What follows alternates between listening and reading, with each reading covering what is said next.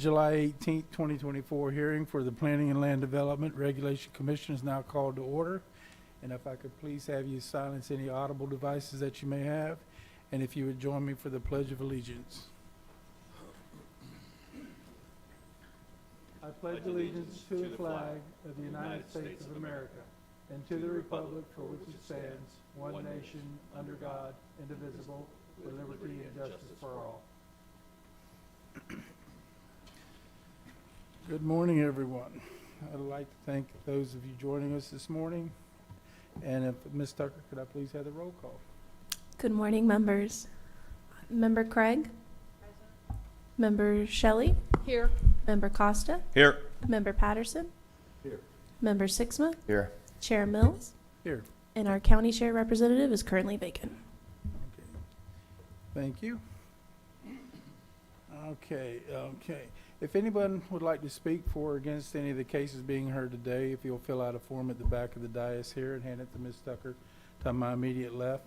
And we will be limiting you to a 3-minute time limit. And after the comments have been heard, I will give the applicant an opportunity to address any concerns the speakers have and answer any questions the commissioners may have. And at this time, I'd like to turn it over to Mr. Soria for legal comments. Thank you, Mr. Chair, and this is for the applicants and members of the public that decisions by this body on special exception cases and cases which rezone real property from one classification to another pursuant to the zoning ordinance are recommendations only to the county council, and they do not constitute a final hearing. New evidence may be presented at the county council public hearing. Decisions on variances made by this body constitute a final action subject to an appeal to the county council. And what this means is that no new evidence may be presented at the time of the county council public hearing on the appeal. An aggrieved party that appeals such a decision is confined to the record made before this body. Hearings by this body on rezonings, special exceptions, and variances are quasi-judicial in nature, meaning that this body is acting more like a court and must take into account all oral, written, or demonstrative evidence presented. Their decisions on these cases must be based on competent substantial evidence in the record, and competent substantial evidence has been defined as that evidence a reasonable mind would accept to support a conclusion. Thank you, Mr. Chair. Thank you, Mr. Soria. And while on legal comments, I would like to ask the commission to disclose for the record any ex parte communications that have occurred before or during the public hearing at which have voted to be taken on any quasi-judicial manner. And I'll start to my immediate right with Ms. Craig. I have none. None. None. None. I have none. Okay, we do not have any minutes this morning, so we'll move right in. And we do have any items to be continued or withdrawn? We have no items to be continued or withdrawn. However, we did advertise an item in the newspaper for shipping containers. That's an ordinance we're working on. We're not quite ready to bring it forward, so as a courtesy, we wanted to let everybody know in case anybody came today to hear that item. It will not be heard today. All right. Thank you, Ms. Smith. Okay, we're going to move right into our unfinished old business. Ms. Shelley, could I get that case read into the record, please? Yes, sir. Case number V-22-034, variances to reduce minimum yard requirements on urban single-family residential R4 zoned property. Thank you, Ms. Shelley. And that is going to be Mr. Shams. Hi, good morning. Steve Shams with Planning. So the applicant is seeking 2 variances to our dock ordinance to reduce the west lot line from 15 feet to 8 feet and to reduce the east lot line from 15 feet to 7 feet for a new dock and boat lift. The item was previously heard at the April 2022 PLDRC hearing, but the applicant requested to continue the case to no date certain. The continuance was requested to resolve opposition from the most affected property owner to the east. The applicant was instructed by PLDRC to coordinate with the property owner and resubmit a plan agreeable to both parties. The applicant resubmitted the revised variance on February 20th, 2024. The case was scheduled originally for May 16th, 2024, but due public notice was not met. The PLDRC voted to hear the case no later than today, July 18th. There is one correction to be made in the staff report. The report says the seawall is 34 feet wide, but it is in fact 40 feet wide. However, it does not change the variance request because the property narrows to a point as it converges into water. So the property is currently developed as a single-family home, and it previously had a 200 square foot dock, but it was destroyed in 2022 by Hurricane Ian. So the applicant is seeking to replace it with a 96 square foot dock and a 154 square foot boat lift, as you can see on the site plan. So section 278, 72-278 requires docks and their extensions into the water to be a minimum of 15 feet from all side lot lines. At its closest point, the previous dock was 7 feet from the west and 3 feet from the east. So according to the applicant, it was difficult to secure their boat on the previous dock, and so they're redesigning it to be easier. The proposed boat lift would also provide additional clearance in the water. The proposed dock will extend 24 feet into the water and will be 8 feet from the west lot line and 7 feet from the east lot line. The previous variance request in 2022 was to reduce it to 8 feet on both the west and the east. So this new variance requests an additional foot on the east side, which directly affects the opposing party. And I'd like to add, we did receive one letter of opposition for this case from that eastern property owner. So overall, staff recommends denial as the variances failed to meet 3 of the 5 criteria. The literal interpretation of the zoning code would not prevent construction of a dock. It's not the minimum variance, as it could be designed without a boat lift, which would require less of one. And the variance does not resolve issues with the most affected neighbor, as was directed by this board. The proposed variance requests an additional foot, which is more of a variance. However, should the PLDRC find evidence to approve, staff recommends 3 conditions. And I'm available for comment or question. Thank you, Mr. Shams. Any question for staff? Mr. Shams, has this been increased since the last time it was here? Yes, on the east side, they're requesting 1 additional foot, but the west side is the same. Okay. Okay, is the applicant present? You want to come forward, sir?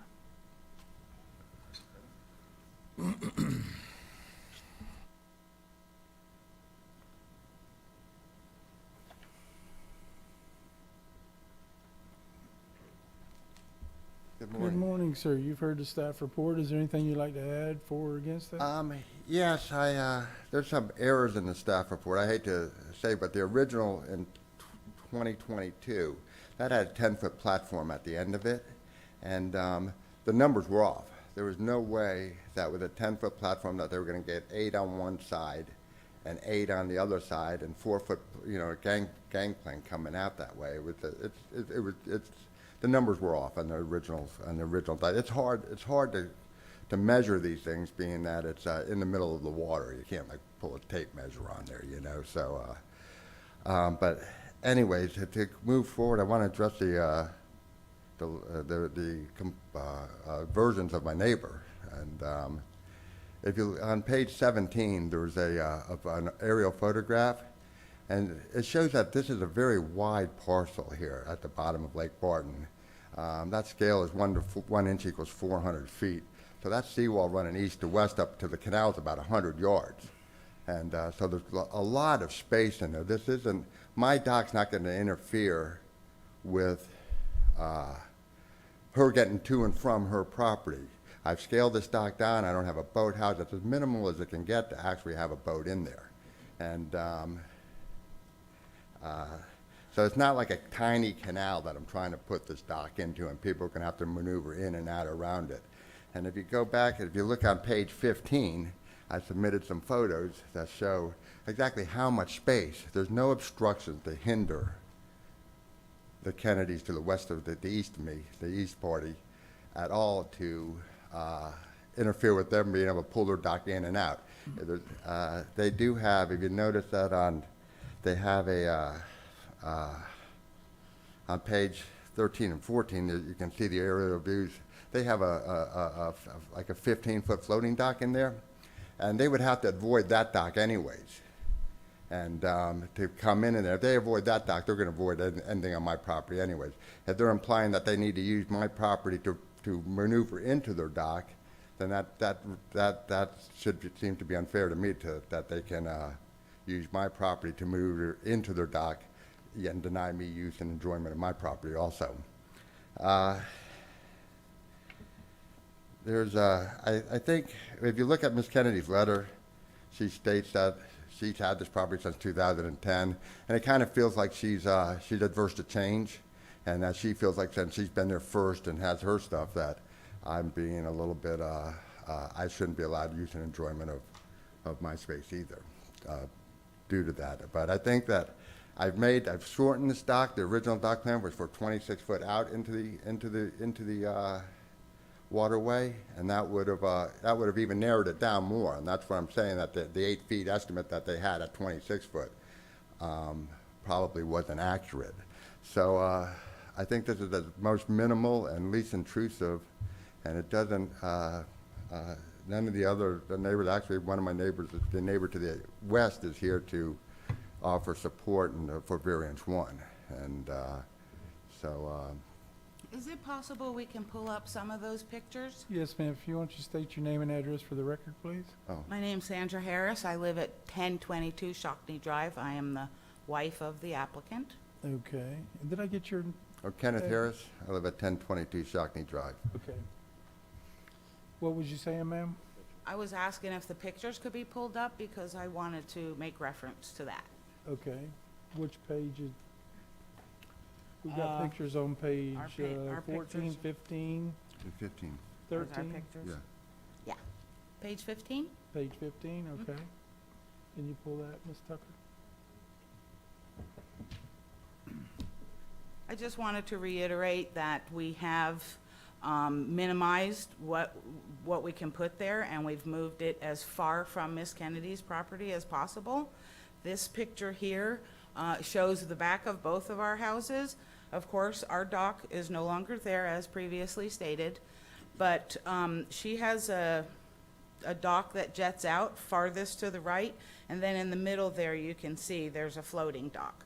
And as my husband said, that would be the inhibitor for her to be able to get into her permanent dock.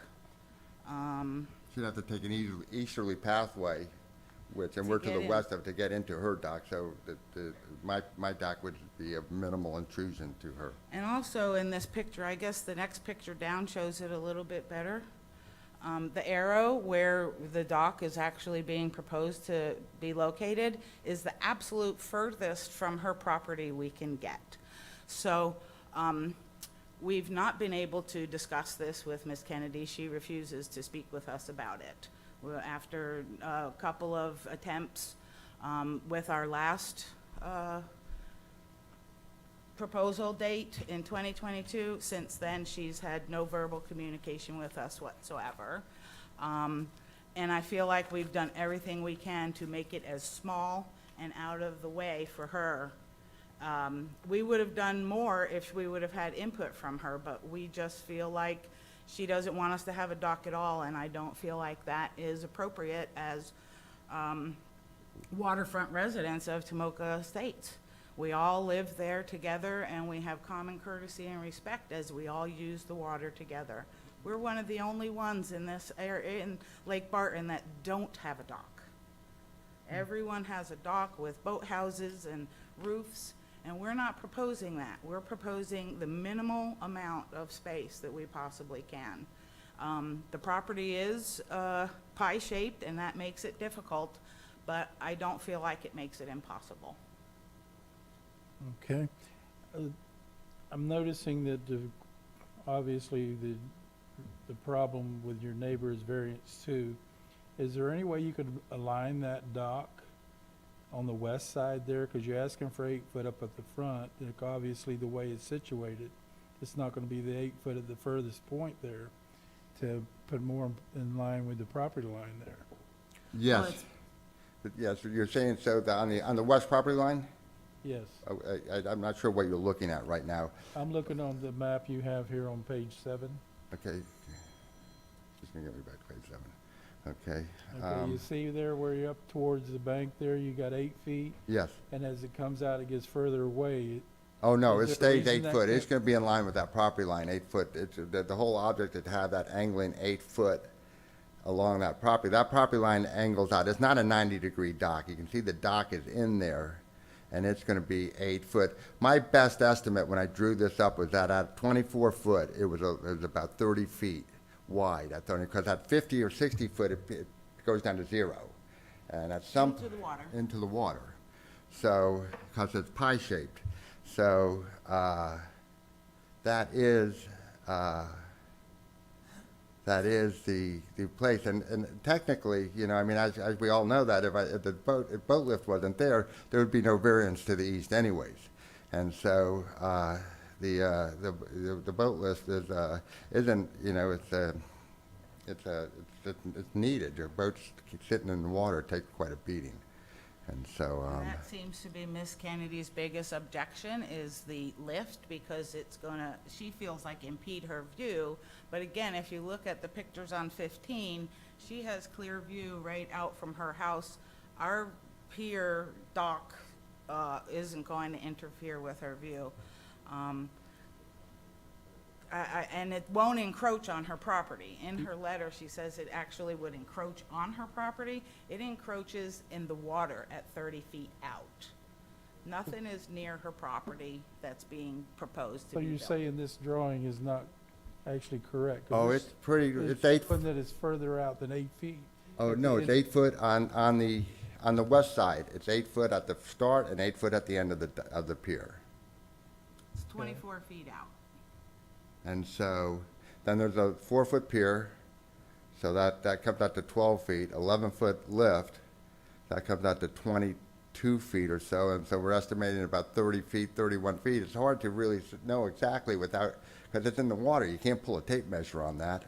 And, so it could be, might be 35 feet out there, it might be, you know, but that was my best guess, using a ruler and taking a scale of what it is. And so I don't feel like I don't feel like that's an infringement on her use and enjoyment of her land, and it gives me use and enjoyment of my property. So I'm not sure if I misunderstood your question or not. Well, I'm actually looking at your survey here. This is an actual survey. Right. It shows where the property line comes out, and they put your proposed dock at 8 feet at the beginning, and that there has it going away from that property line as it comes out, according to the survey. Now, I'm not there and I can't tell you, but I'm just saying right there. You're saying it looks like it's angling towards the middle. I'm saying that at the end of that 24 foot, you're further away from the property line. It shouldn't have than been. 8 foot. This It is, should be angling with the property Right. line going out into the water, not Right. towards the east. Who drew that drawing that's on the screen right now? So that was. I did not draw that drawing on that screen right now. Stephen did, he's responding. We're about to put up the applicant's drawing so you can see it. Okay. And Mr. Costa, to answer your question, I drew that based off of the materials I had to kind of consolidate the plan. So you see what we're seeing, though? Yes. That it appears to be much wider at the, Yeah. further away than, okay. That's, we're just trying to get an idea of whether it's truly going to be 8 foot all the way down the line, which means that the dock will be then canted towards the property line? That's the intent? Mhm. Okay. So in other words, even when you come out there 8 foot, You're still going to you're have gonna 7. need 7 foot on the Yeah. east side. Best correct? estimate, Okay. Yeah. All right. conservative estimate. Okay. That's, The next question I have for you is this boat lift. You got it 11 feet wide. Is that necessary to have the entire 11 feet for a boat lift? Well, when I talked to the dock builder said that's kind of a standard width for an 8-foot beam boat. It can probably come in a little smaller, but they said that was kind of a standard way. They can bring it down to probably 10 foot, but an 8-foot beam boat, they said it needs to have a little bit of, I don't, you know, I'm not a dock builder, so I don't really know this Space on either side side, right, because you can't rub Right, coming in. coming in. that's the size boat you're putting in there, okay. And so, My next question is it's extending out into the water 24 feet. And obviously, if it was shorter, it wouldn't have much of an encroachment on your property line. Is there any way to shorten that 24 feet up? no, because it gets really shallow up there by the seawall. And so the boat wouldn't properly pull into a 20-foot boat would a bottom out pulling in if we had it at 20 foot. And so that's why I did shorten it from 26 foot where it was started. And because the dock builder felt like 26 gave adequate room on the front end and back end for a dock, but they can be done. I mean, even if I moved it in 2 foot down to 22 feet, it's not going to make a substantial difference. It's not going to open up another it's not going to open up 10 or 11 feet, 12 foot on her side of the dock. It's a tight situation. It's unfortunate this lot is pie-shaped, and it's just. Any other questions, Ms. Craig? I'm curious about the size of the boat lift. You just said 20-foot boat, but you're showing the lift at 14 feet front to back. Yeah, well, because you ride onto a lift, and part of the back hangs off the lift, and part of the bow hangs off the lift, and it lifts the boat out of the water. But it's like an open framework, Yes, it's not open a frame. solid It's building. not, right. That's the other thing I would like to reiterate is we are not looking to put a roof on this. It is completely open. Any other questions, Ms. Craig? Mr. Costa? All right, I got several. Let's start with the first one. I think the instructions were to meet with the neighbors and see if you can come to consensus. And if I understood what you said correctly, that the neighbor, Kennedy, refused to meet with you? Absolutely refused. You tried in writing, you tried verbally, Yes.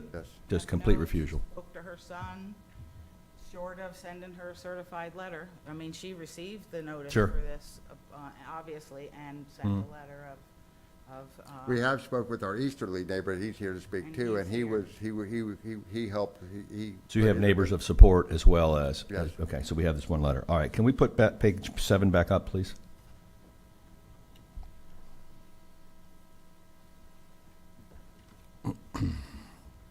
So, just so that I want to be clear here, the faint lines that triangulate off your property and come to a point, that is in fact your property line.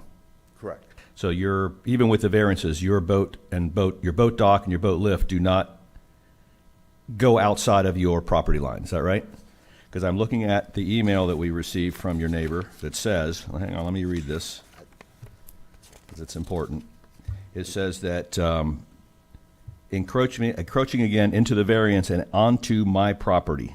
Right, that's, And I don't see anywhere in this representation of any encroachment onto her property. it's not. And I tried to address that earlier by saying it's not onto her property, it's onto the water. Has staff had any communications with this neighbor regarding that issue? No, sir. Okay, so she hasn't called in to, okay, all right. So then And she's here. my final question, and this is just out of curiosity now, because I see that it comes from a commercial email that is actually a boat company. Right. Do they park commercial boats on their docks? No, well, it's In their front yard. on occasion, but they park them in the driveway. But mainly. not in the back? Not on the No, docks? not on a regular basis. Every now and again, I guess after they repair one, they might put it in the water and run it around, dock it up there, then they pull it out of the water in a day or so, Okay. and it's gone.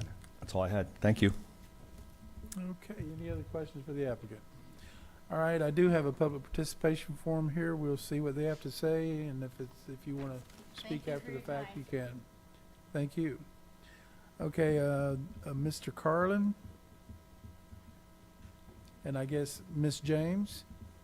Okay, are you two together? Okay, you want to come up with them?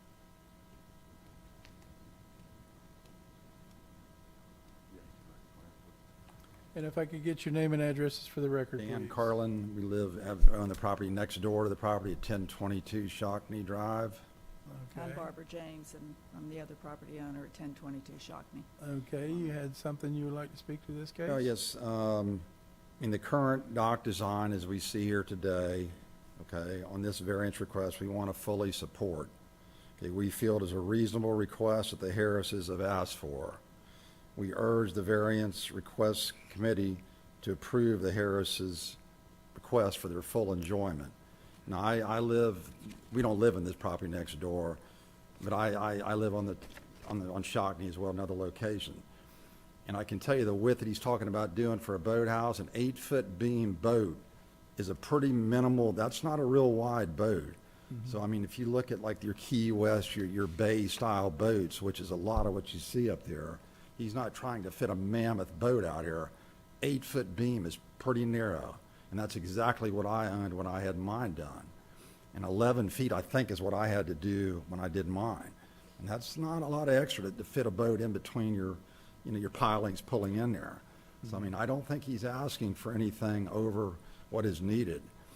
When you're one of the last people up there, with small frontage lots, and I have a similar situation, not a lot of frontage. People, around you that have already built, it's easy for them to, condemn what you're trying to do. But, when you're trying to fit something in, he should have the right to enjoy the property. And I think, the company he's hired is a very reputable company. They look at the whole design of it.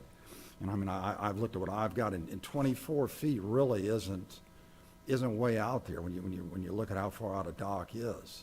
Okay. So I mean, I've looked at this whole thing, the drawing. I think I've even talked to Stephen before about it. And and having lived there on the water myself and seen what other structures are up there, because certain times of year that water does get pretty low in the winter months. So I mean, not to be out the amount of feet he wants would be pretty tough, to be honest with you. Okay. So I mean, I'm willing to give up, what I'm giving up on my side to be a reasonable neighbor, because we all have to work together, at some point in time.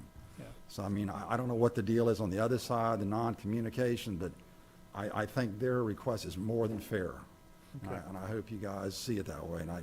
And the drawing, I think he's planning on keeping it 8 foot all the way out along my line, even though the drawing may slightly look different than that. But I mean, this company that's going to build is a very reputable company, I can tell you that. Okay. Ms. James, did you add anything you wanted to add to it? No. Okay. I have no objection to it. All right, well, thank you for coming forward. Oh, do we have any questions for the neighbor? Okay, thank you. All right, do we have any other participation forums? Is there anybody would like to speak to this case? All right, sir, you heard the comments. Did you want to say anything else before I close the floor? No, thank you to Dan. Okay. All right, we're going to close the floor for public participation and open up for commission discussion or motion. I'll be prepared to make a motion. Okay, Case V 22-034. Motion is that we approve variances 1 and 2 with all 3 staff recommended conditions. are we looking at that, is that correct? That what we're looking at now, the 7 feet on that one side and the 8 feet on the other side? Yeah, that's correct. Because I know there was a change there. I think the way the drawing shows is a little bit skewed, but the variances are correct. Okay. Second. Okay, I got a motion on the floor from Mr. Costa to approve variance V 22034, variances 1 and 2, with the staff, how many conditions are there? 3. With the 3 staff conditions. And a second from Ms. Shelley. Any discussion on the motion? All those in favor signify by saying aye. Aye. Any opposed? Motion carries unanimously. All right, I think that finishes up on our old business. Do we have anything else, Ms. Smith, on the old business? No, sir. Okay. All right, we're going to move right into our new business. Ms. Shelley, can I get you to read that case in, please? Or those cases? Yes, sir. Case number V-24-049, a variance to the maximum fence height on urban 2-family residential R6 zoned property. Thank you, Ms. Shelley. And Ms. Ray, this one's yours. Good morning. The applicants are seeking a variance to increase the maximum fence height from 4 feet to 6 feet in the east front yard. The property is a corner lot and is subject to 2 front yards and 2 side yards. There is currently a 6-foot wood fence constructed prior to the current owners, and the applicant's intent is to replace the wood fence in the same location. Staff's overall recommendation is for denial.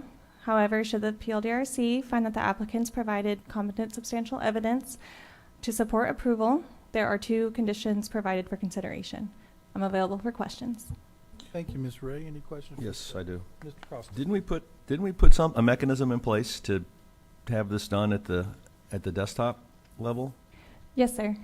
So it would have been an administrative variance. However, there are 2 different sections located in that same east front yard, so that's why it's in front of you today. Repeat that one more time, please. There's two different sections, Uh-huh. and that's why it's in front of you today. There's one at the north where it goes all the way to the property line, and then as it goes. The northern corner? Yes, Okay. sir. All right. And then side. the down where it is 12 foot in. That's what kicked it up to Yeah, here. it's like the two Okay. sections. All Yes, right. sir. Mr. Costa, you can see that on page 12. There's a photograph of it. All right. Okay, any other questions for staff? Mm-mm. All right, is the applicant present? You want to come forward, sir? Can I get your name and address for the record, sir? Jonathan Baker, 871 Taylor Road West. Okay, you've had heard the staff report, anything you'd like to add to that? Yes, sir. The old fence was there prior to my purchasing the house. It's built, like, I think they said it was built in 2006. It's in need of repair, and I'd like to replace it with a vinyl fence, which will upgrade the value of the neighborhood and my property, and possibly the neighbor's property. That one section that goes all the way to the property line, I'm going to delete that section, not take it all the way to the property line. I'd like to keep the fence running south and west. I'd like to keep that where it's at because I have sprinkler systems in place that was with their prior installation. And I have landscaping along that wooden fence inside. If I have to remove that fence to meet the requirements, it's going to cut into, I'll have like 10 feet left between my covered screen enclosure and the fence line. I'd like to try to keep that backyard if I can. And let's see if I've got a couple of notes here. Also, would like to keep the 6-foot height as that for security reasons. And I'd like the kids in the neighborhood, I'd like to make it secure so they can't, if I'm away, they can't get in and possibly harm herself. You know, that's one of the concerns I had. I know it's an R6 zoning, 2-family, but it is a single-family dwelling. Okay. So there's no more. Ms. Ray, we're not having a discussion on the location of the fence as much, we're just a variance for the fence height, Mhm. correct? Right, I'd just like to keep the height the same. Because I know you mentioned It- you'd like to keep it in the Yeah. same spot. Yeah, in Okay. the same spot, same Yeah. height. And you notice on the survey there, that one corner where that fence goes all the way to the property line Mhm. is off the property line by like 1.1 foot. Okay, And that's going to be corrected on installation of the Got new it. fence. Even though I'm not taking it all the way to the property line anymore. okay. I hope I can get that passed today so I can move on with it.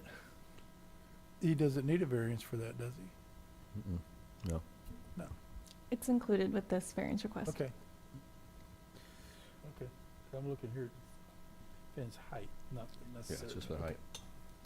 Okay, And also, if you notice that the fence doesn't inhibit the view from the corner of the road, right. and there's no inhibiting of the view, and it also would provide security and more security for the pool area from people looking in. Got it. All right, do we have any questions for the applicant? Mr. Costa? Just, I want to clarify, you're replacing all of the wooden fence with vinyl? Yes, sir. So the whole Oh. existing fence is all coming down? Everything is coming down, putting vinyl up. That's the Okay. only whole thing. All right, and you're cognizant of the second recommendation, that you've got to put the pretty side towards the neighbor? Oh, yeah, well, that's, only section that doesn't have that side is the side I'm doing away with, is a piece I'm doing away with. Okay. And that was there, built prior to my ownership. Right. But the neighbor said used to be a shed for a trailer. But you're aware of that, Yeah. that recommendation? Okay, thank you. Any other questions for the applicant? I do real quick. Mr. Sitzman? You're actually going to have less fence than you have now, right? I hear you That say minus you're not that going to one take all the way section I'm back. moving, I'm doing away with. It's like 12 feet, 10 or 12 feet. Okay, yeah, all right. Okay, any other questions for applicant? Okay, we'll see if we have any public participation forms. If we do, you'll have a chance for rebuttal. If not, then we're going to close the floor for All right, public thank you, sir. participation. Okay, and we do not have anyone like to speak to this case. Hearing none, we're going to close the floor for public participation, open up for commission discussion or a motion. I'll make a motion, case V24049, be approved, motion for approval with two conditions of staff. Second. Okay, got a motion on the floor for Mr. Sixma to approve variances V24049 to the two staff conditions. And a second from Ms. Shelley. Any discussion on the motion? All those in favor signify by saying aye. Aye. Motion carries unanimously. Okay, I didn't get anybody opposed to that one? Nope. Okay, I didn't guess that. Trying to rush us here. Okay, Ms. Shelley, could I get the next case? Yes, sir. Case number V-24-051, a variance to the minimum yard requirements and accessory dwelling unit ADU regulations on rural agriculture A2 zoned property. Okay, Ms. Shelley, thank you. Okay, Ms. Ray, this one is yours. So the applicant is seeking two variances for an existing ADU to resolve code violation. Variance 1 is to reduce the west side yard from 25 feet to 21.3 feet. And variance 2 is to allow the ADU to be greater than 50% of the size of the principal structure. The applicant obtained the property in 2018. The property consists of a single-family residence that was built in 1948 and the ADU that was built in 1990, and approximately 12 accessory structures. 6 of the accessory structures are proposed to be removed. The remaining will either meet setbacks or be moved to meet the setbacks as displayed on the site plan. The applicant also requested a variance to allow the existing fence to remain between the principal structure and the ADU. However, according to our zoning ordinance, the perimeter fencing of a property that contains a primary detached single-family residence and an accessory dwelling unit may not appear to separate the units as if they were located on separate lots. Staff's recommendation is to approve variances 1 and 2 with the 3 staff recommended conditions. I'm available for questions. Thank you, Ms. Ray. Any questions for staff?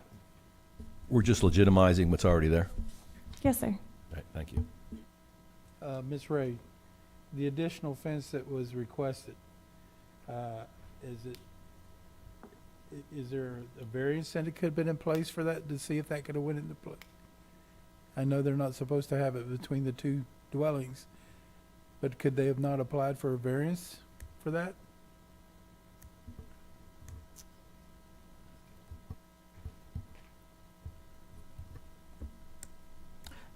That is, I'm going to say no, because the variances are limited to dimensional provisions. This is a kind of one of those use restrictions to ensure that essentially that the ADU is seen as part of the principal structure. So your variances are actually limited to your setbacks, your heights, your dimensional criteria. If there is an explicit restriction, connected to the actual use, our interpretation is that the variance you cannot request a variance from, essentially it's a use variance, which is outside of the grant of authority to grant variances. And we have this in an ordinance, is that correct? It's part of the ADU provisions. Yeah, because I can see where on large pieces of property where if you had an ADU further back on the property and you fenced off between the two, then you wouldn't be in concurrence with the ADU requirement. Is that correct? That would be correct, depending upon how the fence is set up. If you treat it as its own separate, independent dwelling unit outside of the ADU provisions, it becomes an issue because, So without a tweak to the ordinance, there's no way that they can put the fence up through a variance process or anything. Is that right? Is that what you're telling me? I believe so. We'll take a closer look at it, but, this is one of those strange questions of, it may, remember, these were designed for smaller lots, so the large lot ADUs are kind of its own unique thing and poses its own issues and challenges. But we'll take a closer look at that, that fence provision. But that's the intent of those provisions, is to, as much as possible, keep the two structures kind of together, but at the same time not make it look like a duplex or something like that. Right. Well, I understand the intent behind it, but I don't know if that was all, if there was an avenue for them to, in order to put the fence in through the process, pretty much, and there's not. Of what you're telling me. Yes, it's But you're gonna look at it? yes. Okay. There's no pictures of this fence, is there? The structure with the fence around it? I'm looking at the aerials. They're too far out to even determine that there's actually a fence there. It's on the survey, right, it's to the west of where you see the variance 2 box. You'll see this fence that goes from east to west.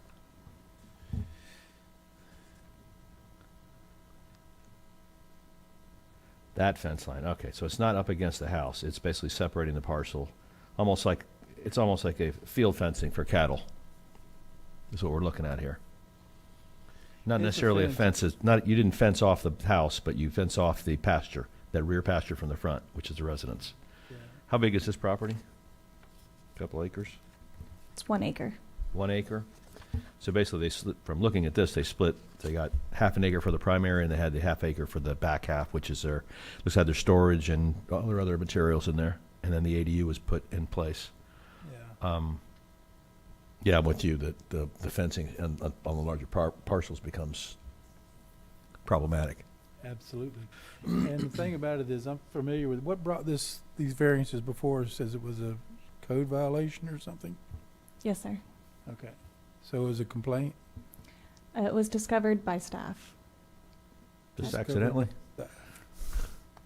Okay. Unfortunately, I can't speak on that. All I saw that it was discovered by staff. Huh. Okay, because this is, I'm very familiar with this property, and that fence has been there for years. The ADU has been there for years. 30 in the years, back it says. So, okay. So I'm going to go back to the code violation and discovered, quote unquote, by staff. I take it that is the X marks that are being removed? That's what started all this? The items you have it marked as X be either removed or being removed? Is that to comply with the code violation? What I read is that staff discovered that they were making changes on site without a building permit, and then from further discovery, that's when they noticed the accessory structures. Okay. All right. Thank you. Okay, any other questions for staff? All right, hearing none, is the applicant present?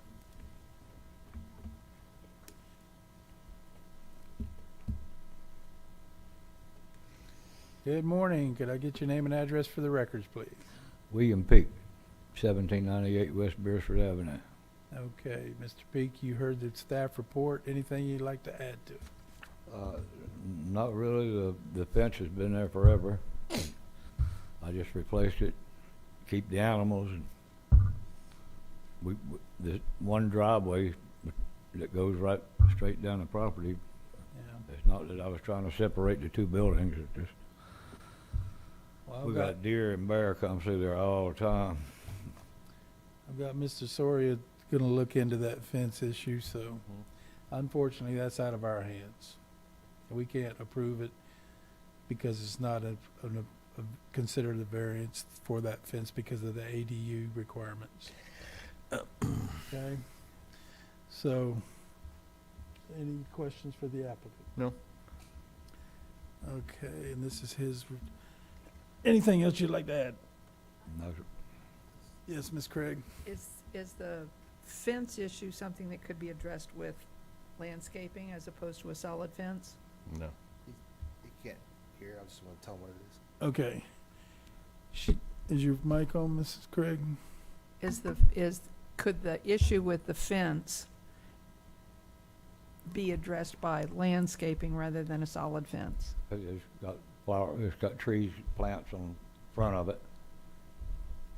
No, what she's saying is, could you, I don't have no choice, don't look like it.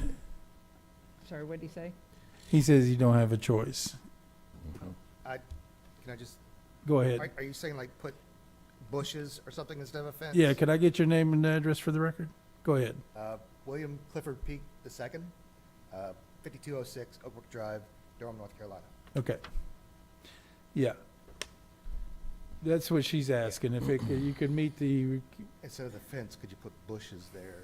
Yeah. yeah. Okay, that answers my question, thank you. Well, he's doing it for animal purposes also in the back there, so. He's been there forever. Like I said, I'm very familiar with this property, so. But like I said, it's out, the fence issue's out of our hands. We can't do anything with that.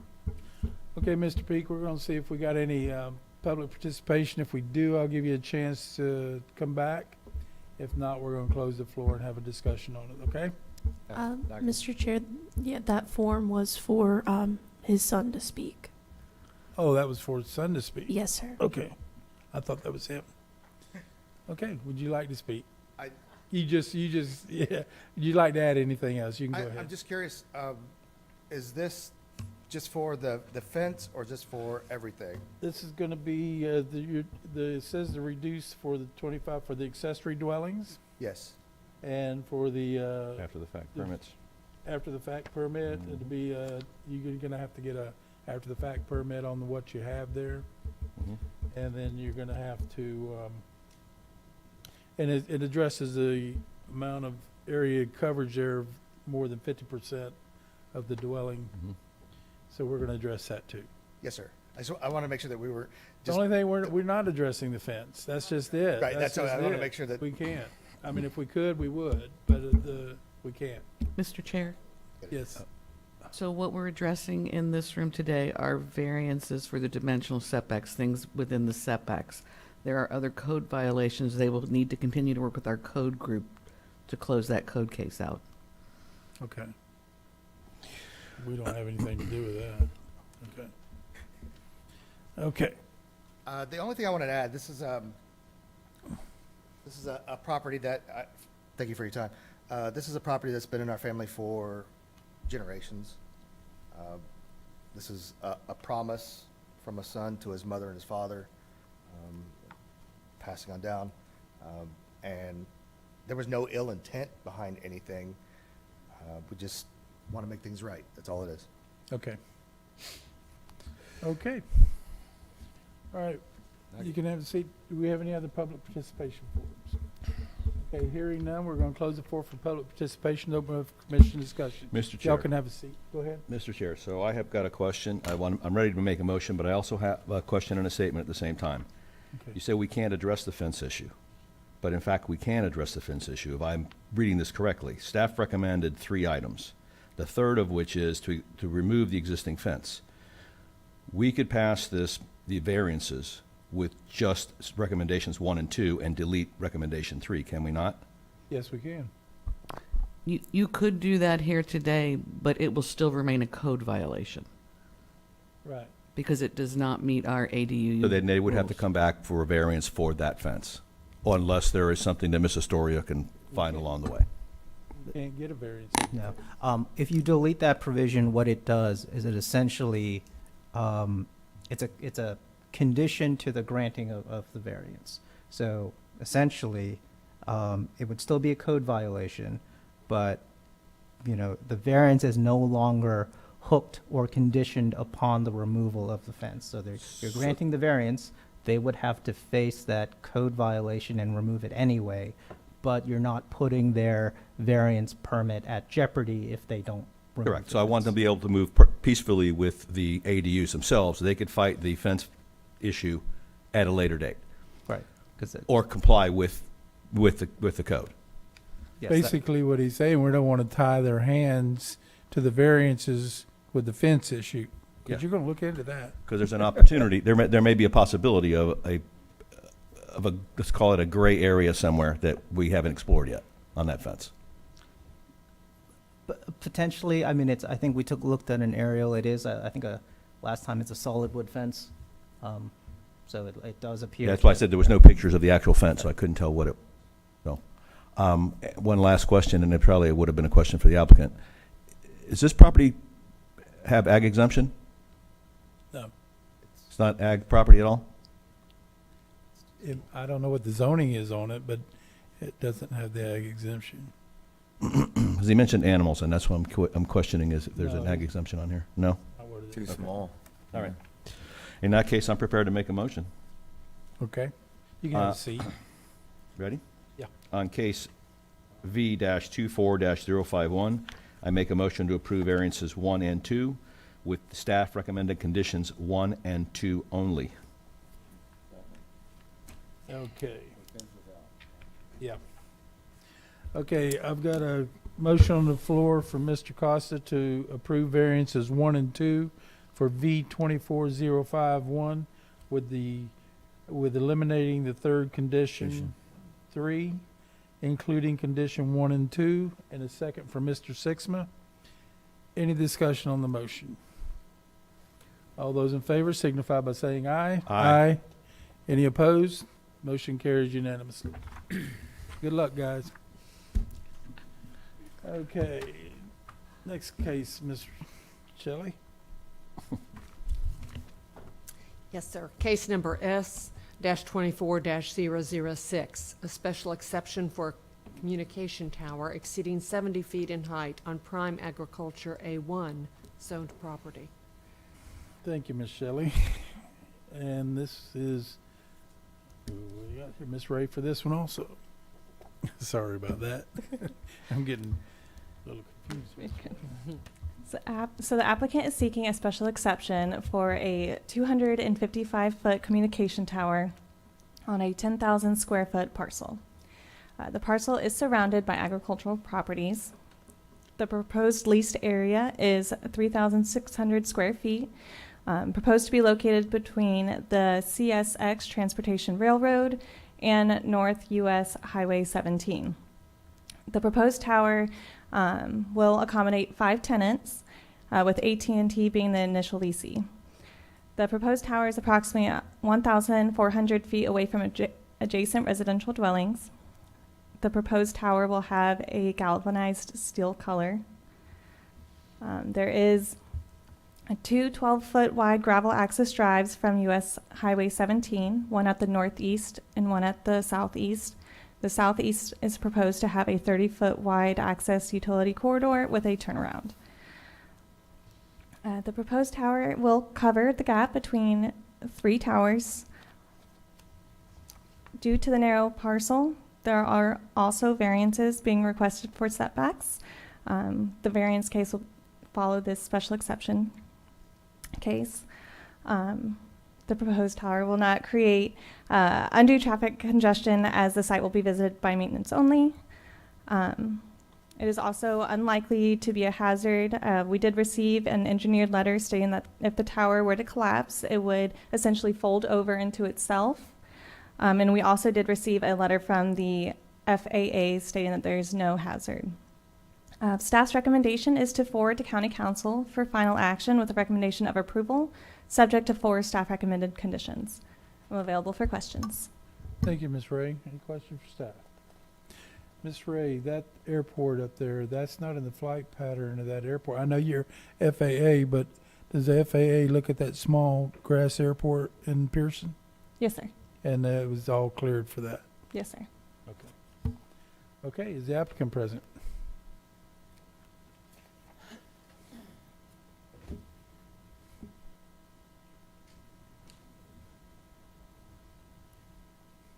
I have some handouts off. Okay, you give it to Ms. Tucker and she'll take care of it. Okay, we've got it right here.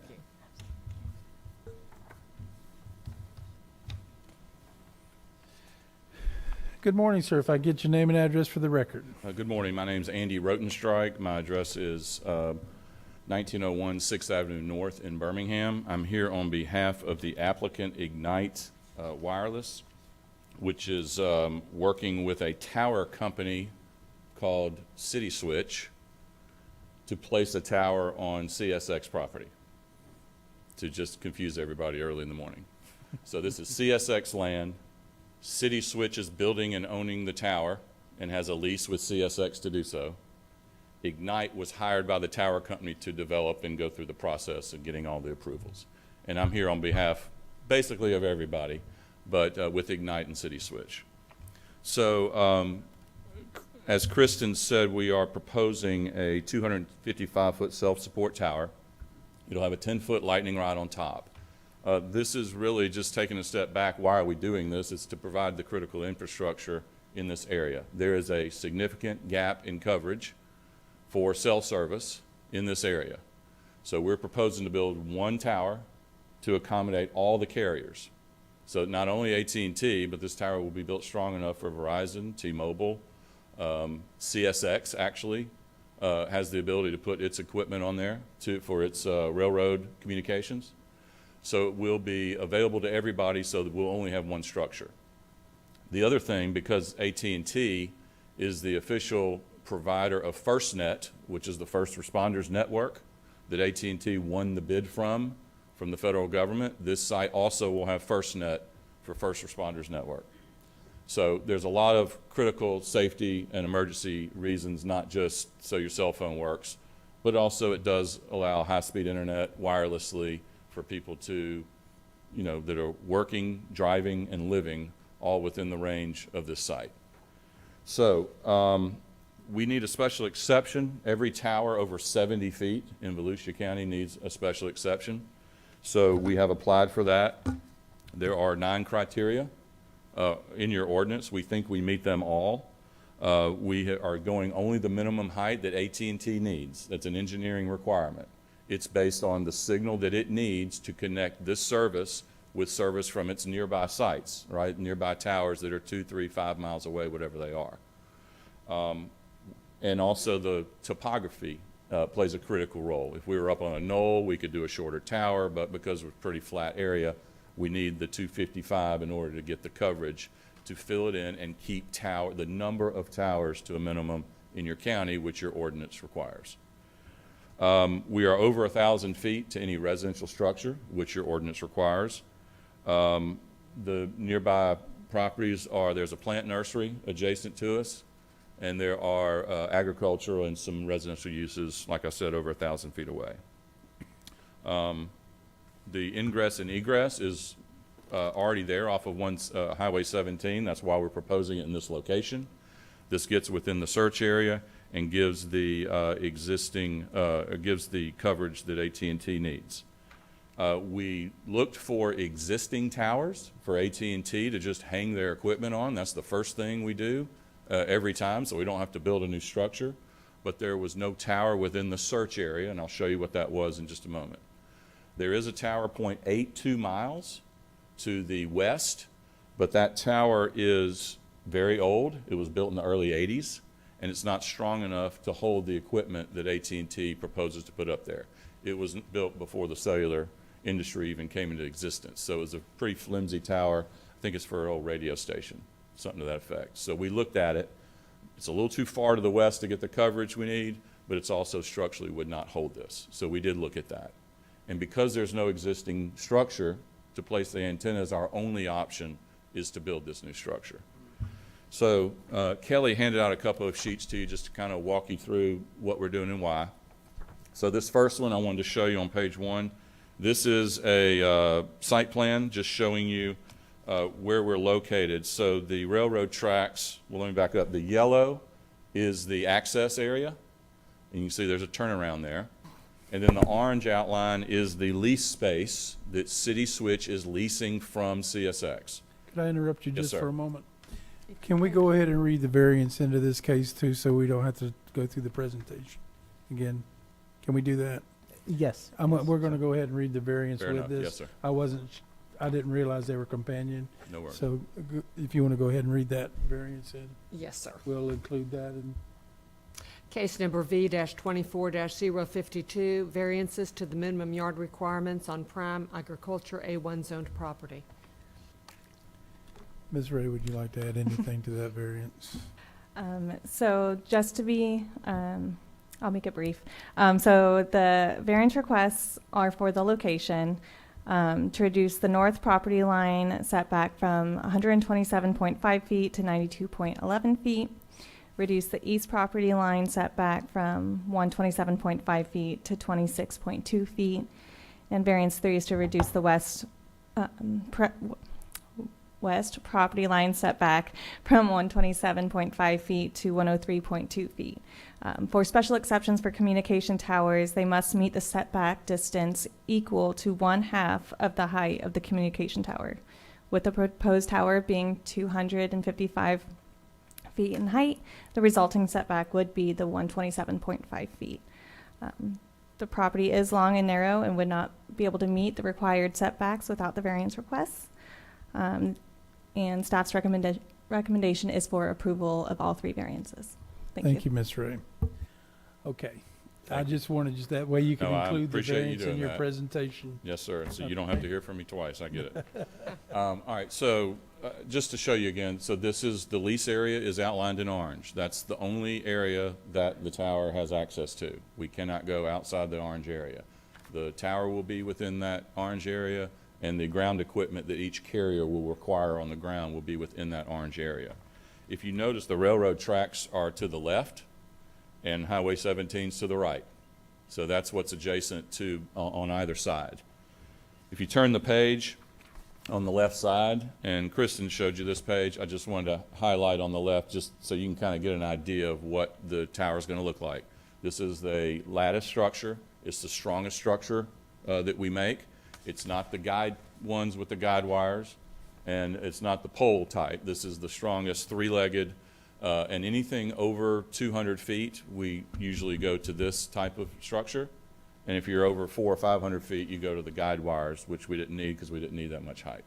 So that's why we're using this type of structure.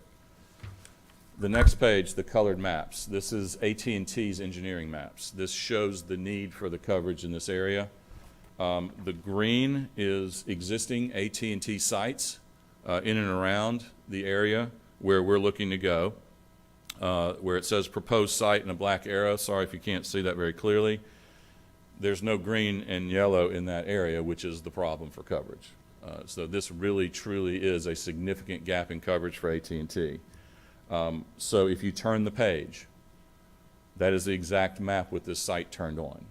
So you can see with one structure, AT&T is able to cover that entire area and fill in its network, right? Picture it like a honeycomb. This is an empty honeycomb. We've got to fill it with signal in order for folks to be able to use their devices. Kristen also mentioned a fall zone letter. So when these towers are designed and built, we build into them stress points. So that will dictate how, in the very unlikely event they were to collapse, they would do so. So we have built the stress point into this structure to where it will collapse down within that orange square that I showed you.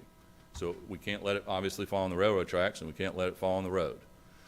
So this letter is an engineering letter, signed and stamped, showing you how this tower will be designed so that in the unlikely event it will collapse upon itself. Towers are designed, you know, the strongest points at the bottom where the footings are deep into the ground. I picture it, the best example I can think of is like a drinking straw that have the crinkles about 2/3 of the way up. You can bend the straw over. That's the stress point. So we bend it over so the top will bend where all the weight is, where the antennas are, and fall straight down into the compound. That's how it's designed. The first thing, like I said, we look for is to try and co-locate. And if we can't co-locate, then we have to look for to build a site inside a particular area. We call that a search area. This search area is on the other handout that I showed you. It's not a very wide area because if you move it north, south, east, or west, it moves that green coverage I showed you north, south, east, and west, and therefore becomes a problem either too close to existing sites to cause interference or too far away from other sites to where you still have a gap. So these are precisely placed so that the network works, you don't drop calls, 911 calls can go through and so forth. So the purple circle shows you the search area is about 1/4 mile wide. So I wanted you to see we were very limited in the properties that we could use. And of course, we reach out to all the property owners in that area to see if any of them are interested in leasing land to us. That's the first thing we've got to have, right? We've got to have a willing landowner. We've got to be able to meet the ordinance as best we can. And we've got to have a site that's constructible, right? A location. We don't need deep ravines or high cliffs, things that make it so we can't construct the site and the access. Here we have CSX, which was a willing landowner with, in essence, an industrial use, although it's in an agricultural zone property. I mean, this is a railroad line. That's what this is. We're going next to the railroad tracks. And we can get there off from a public right-of-way from Highway 17, and we can construct on it. And the placement on this property is due to where the access roads already are off of 17. We have to stay away from the CSX equipment that's already adjacent to the track, you know, the signal devices and things of that nature. So the last 2 pages, well, I'll show you the second page here shows you the zoning in and around the area. And you'll notice that a lot of this is conservation, and it's a resource corridor, which we can't build on. So that limits us. So we're basically down to a few spots, and we're trying to stay as far away from residences as possible, which this site allows us to do. It allows us to meet your ordinance of over 1,000 feet away. And we have the willing landowner, and we can build on it. So that's why we are at this parcel. So when you look at this, and then the last 2 pages is actually a report that shows you each attempt with each landowner in that search ring to try and talk to that person about maybe leasing land to us, and none of them except CSX would enter into a reasonable deal with us. So that's why we're on this parcel. So what this is showing you is that we have made reasonable attempts under the federal law to try and look at alternative sites. And we've also basically, in this particular case, come down to the point that this is the only location within that search ring that would work. So we first looked for existing towers. There were none. We had our search area. We reached out to every possible landowner. We had conversations with a few, and we ended up with this one because it was a willing landowner and constructible and met the ordinance as best as possible. As for the variances, the hardship is the shape of the property. If you can go back to the outline of the property.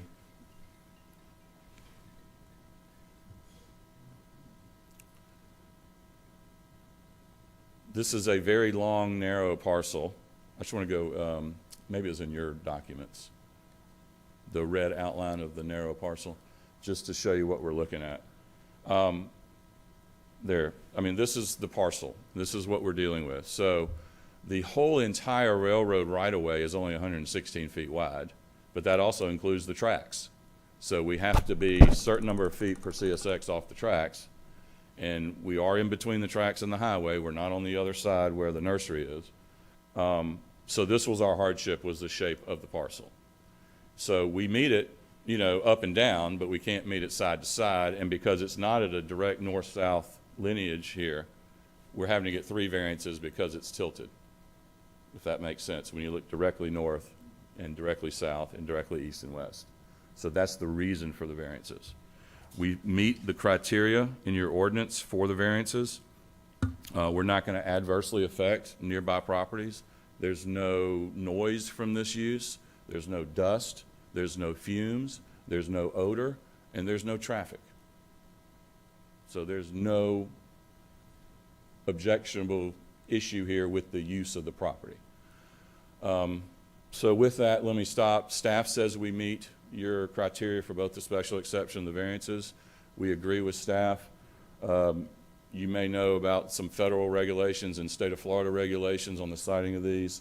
Mr. Soria and I can help you address those if needed, but I'll stop there and see if you have any questions. I have several. So, let's start from the beginning. This is now going to become a commercial or industrial venture on agricultural property, correct? on A1 zone property? I'm not sure how the ordinance characterizes a cell tower, but it's a cell tower use. Do you have tenants on the There- tower? How There many? will be tenants. How many?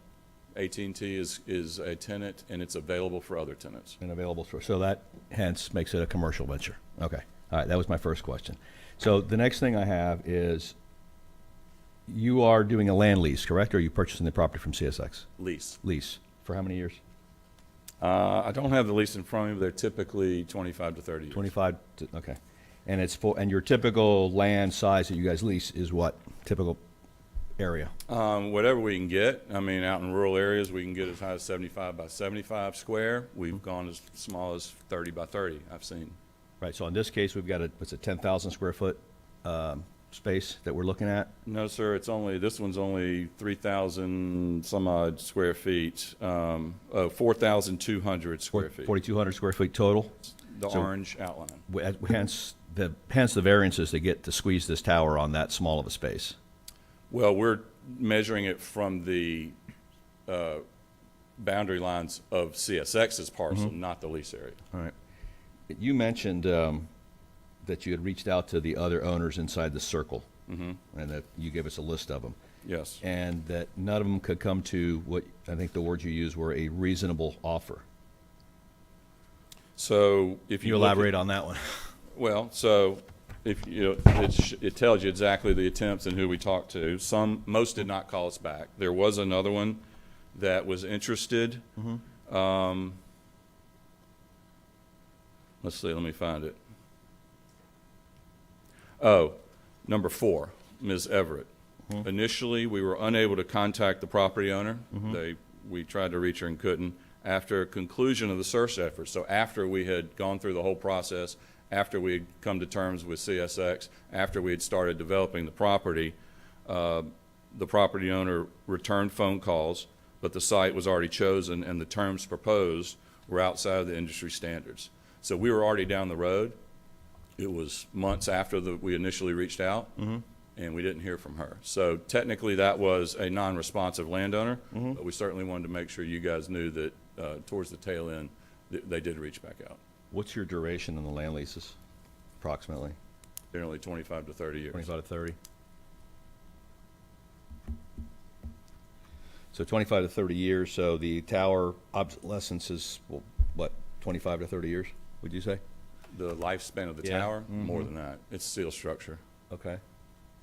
Because you mentioned that the one across the way was a flimsier structure that, It is. It was built for a much 80s. lighter load. okay, because of much lighter load. Yes. As opposed to this. It won't hold these antennas, much less antennas like from Verizon and T-Mobile as well. This one will hold all of them. And the height of the 255 feet, which is extremely high, in my opinion, is so it can communicate with the closest towers that AT&T currently has out there now? Yes, to create the network. Now, the tower that is to the west that I mentioned that was built in the 80s is over 1,000 feet. Are there any towers along the way that are not AT&T towers that AT&T could have leased space on and reduce the overall height of their tower? No, sir. That was the comment earlier, that we There's- look for existing It's towers first. It's a desert. No towers that would give the signal that was needed. So nothing within the search area. And other than that one I pointed out, there was nothing within 2 So you got miles. you got a cell desert, basically, is what you're looking at, cell signal desert. Which creates the substantial gap in coverage. All right. I don't know that we've got any opposition from any homeowners. There's not really homeowners around there. I know the area because the slaughterhouse that I take my animals to is right off of that road, right off of Little Brown Church Road. And I reached out to them for comment, and they weren't even aware of what was going on. And that's not on you, that's on how we advertise in general. So, okay, that's it. Thank you. Any other questions for the applicant?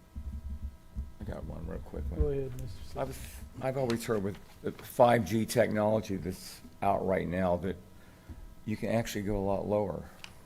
So there was a push towards the use of something called small cells that were about 50 to 60 feet tall. But they get one little area, and we really don't use those anymore. Gotcha, They yeah. proved not to give the service we needed. I'll tell you where they are still useful is areas that are very dense with users, such as, for example, a stadium, a racetrack that gets crowded, the French Quarter, airports, those types of places. You can use that technology to get more signal into the area because you have a high concentration of users. Right. So a cell tower like this can only handle so many users at one time, the antennas. And when that usage overloads, you got to have more signal, so you got to have more structures. That allows you to get a lot of signal, so a lot of people can use their phones at the same time. Gotcha. In one small area. Okay. I've got a quick question. With the technology the way it is today, and you're looking at a 25-year lease, what happens if this towers become obsolete? So What is it in your future plan? Would it remain? Yep. Would it come down? What would happen? So in the lease, if the tower, and I think in your ordinance as well, if the tower becomes abandoned, not used, it has to come down per, I think it's per the ordinance as well, but definitely is in the lease. Okay, got it. Okay. We do have some public participation forms. I'll give you an opportunity to make a rebuttal. That'd be great. Thank you very much. Okay, we've got Andrew Narkuzian.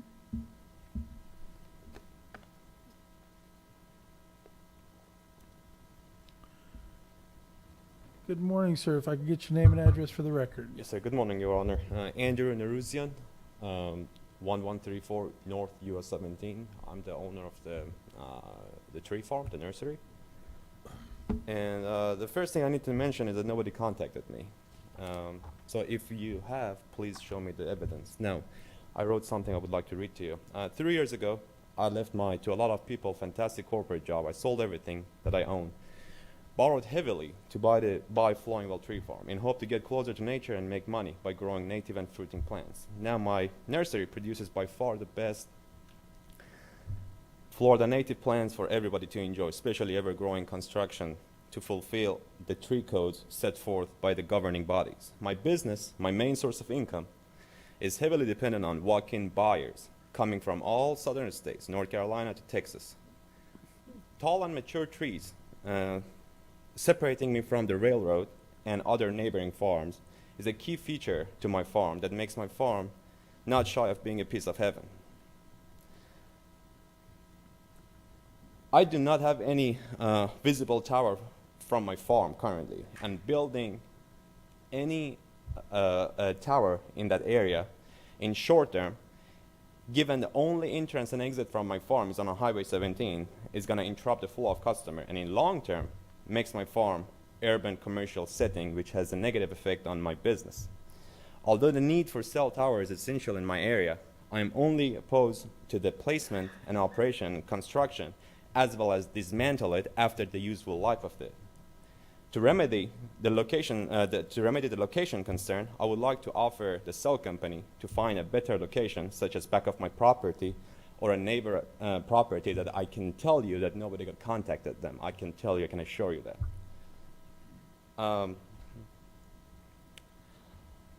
I did try to call the cell company after the public notice was up next to my farm, and I did not hear back anything from them, and they basically ignored me. They said, we're gonna call you back. They did not give me any information.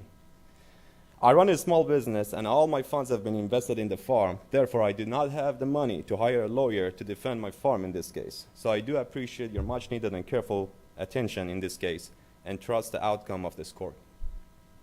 Thank you, sir. Thank you. Any questions for the speaker? Okay. Thank you, sir. Thank you. Okay, and I also have Jeremiah Leonard.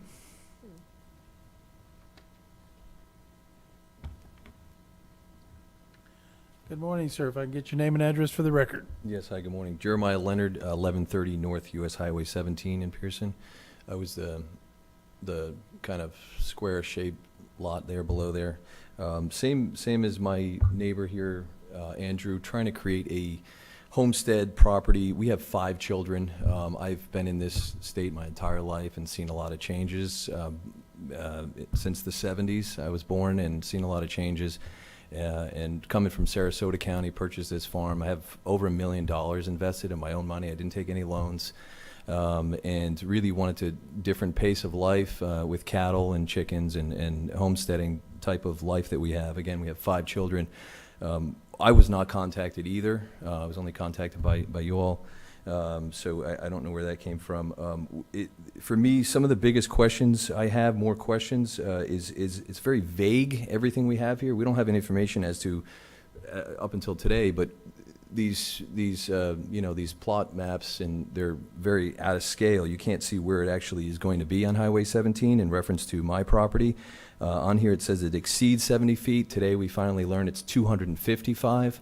So again, very vague without giving us too much information.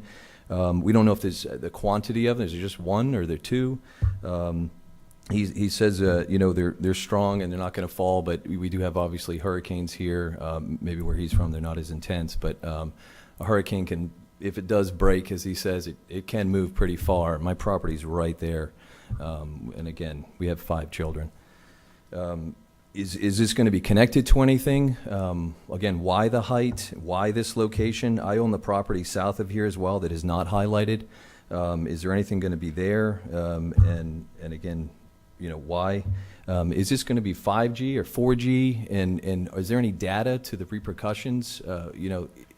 Internet is fairly new here. And we don't know what the repercussions are of 5G. No one knows. Do they have any data on that they can supply to radiation or Mr. cancer? Chair, I need to interrupt the speaker. There's an issue with federal law that prevents the introduction of essentially testimony regarding radio frequency and its environmental effects. So that is something that the Telecommunications Act says that is not permissible testimony for the location and construction of cell towers. So that's because that is directly regulated by the federal law. So any testimony on radiation, electromagnetic effects cannot be introduced, and I would direct the commission to disregard those. Wow. Okay. So it just doesn't matter. Okay, well, I just hope my time can get kicked back as well. But also to that question, things change in 25 years now. What will be up there? Will it be something more intense than 5G? And we have to deal with that throughout our lives. Will there be repercussions to that? Am I allowed to say that? There just needs to be a lot more data on that, and I think it should be shared with us. Thank you. Thank you, sir. Okay, do we have any other public participation forums for this case? Okay, does anybody like to speak to this case? All right, if I can get the applicant to come back up, please. You've heard the concerns, so would you like to address those? Yes, sir. Other Let me, than the frequency waves? yes, let me touch on a couple of things. And I didn't get Andrew's last name. My apologies, who owns the plant nursery. The location on his property, let me make sure I was clear. The letters that went out, this whole project started in 2022 when we were looking for property. This is not a project that started 2-3 weeks ago. So this has been going on for 2 years. It takes time to get FAA approval, which we've obtained, approval from the FCC. We have to run a bunch of environmental studies. So when we outreached to them was back in 2022. Not sure if they were the owners of the land, but you see exactly the attempts we made and how we came to the conclusion this is the only viable option for us. I'm not really sure I heard any details on the negative effect on the business. Again, this is a structure. There's no traffic, no dust, no noise, no odor, no fumes. I'm not sure how it would negatively affect a nursery business. It will be there, and you will see it, but it also, I would say, argue the other side, it's going to provide more benefits for public safety and public connectivity than it will for any negative effect on nearby properties. If he tried to call the cell tower company, I'm not aware of it. I certainly would have called him back. I speak with folks when I do this all the time that have questions. A lot of times those questions get answered before we get to the hearings. But certainly staff was there to answer questions as well, and to my knowledge, staff received no calls on this issue. With regard to the, to try and answer, Paolo talked about the health effects issue and the federal law limitations there, and he's absolutely right. But there's also limitations on aesthetic concerns. And if you kind of take a step back, And, you know, the need for these types of devices and the network for these things to work, we rely on these phones now for everything from working to playing to entertainment to emergencies to anything. About 83% of 911 calls come from cell phones. And if your cell phone doesn't connect, you don't get the service. The FirstNet, first responders, will have the same issue here unless this site's built. So aesthetic concerns are not something the federal government and state of Florida has allowed as issues for denial. Certainly we're trying to address every other concern. That's why we're putting it between the railroad tracks and the road. So the railroad tracks and the trains run between where the tower is going to be and the plant nursery. We're not on the other side of the track on his side. We're on the side away from the nursery. The location changing, you see why we were limited to this area with the search ring and the parcel shape and so forth, and the outreach. I mean, he's inviting us to put it on his property, so I'm not really sure what the big issue would be with regard to a negative effect on his business. With regard to Mr. Leonard's issues, I think we've provided, well, I know we've provided everything that's required in your ordinance. We tried to give you the information of who we are, what we're doing, and why we're doing it, and why we got to here. So we think we have done that. He asked a question about quantity. This is the only tower that will be needed in this area. That's why we're building it as strong as we are and as tall as we are to make sure it meets AT&T's engineering requirements, but also the engineering requirements of Verizon and T-Mobile, whose antennas will be underneath each other, therefore lower, but they can still get a signal adequate enough to connect to their other sites in the surrounding areas. So there is some, you know, method to the madness, so to speak. We didn't just come in here and say, darn it, we want a tower and this is where we're putting it. We have done everything we can to find the least obtrusive site, to do the reasonable attempts to find alternative locations, and we're going the minimum height necessary, and we're on an oddly shaped piece of parcel. That's why we need the variances. And we think we've satisfied the hardships, as your staff has said, and we think we've satisfied all 9 criteria for your special exception, as staff has said. So with that, if you have any more questions, I'll attempt to answer. I do. Mr. Costa? Yep. I want to go back to your AT&T coverage map, pages 25 and 26. Because you said that this tower is the only tower that AT&T is going to need for that coverage area, period. Correct? It will provide that service you see on that second map. Okay, so my question is, because there is no frame of reference here, what is the approximate diameter of that bloom, that green bloom now, once that tower goes live? It is probably 1.5 miles, maybe 2 in any direction. 1.5 miles, maybe 2 in either direction. Yes, and that's an estimate on my part.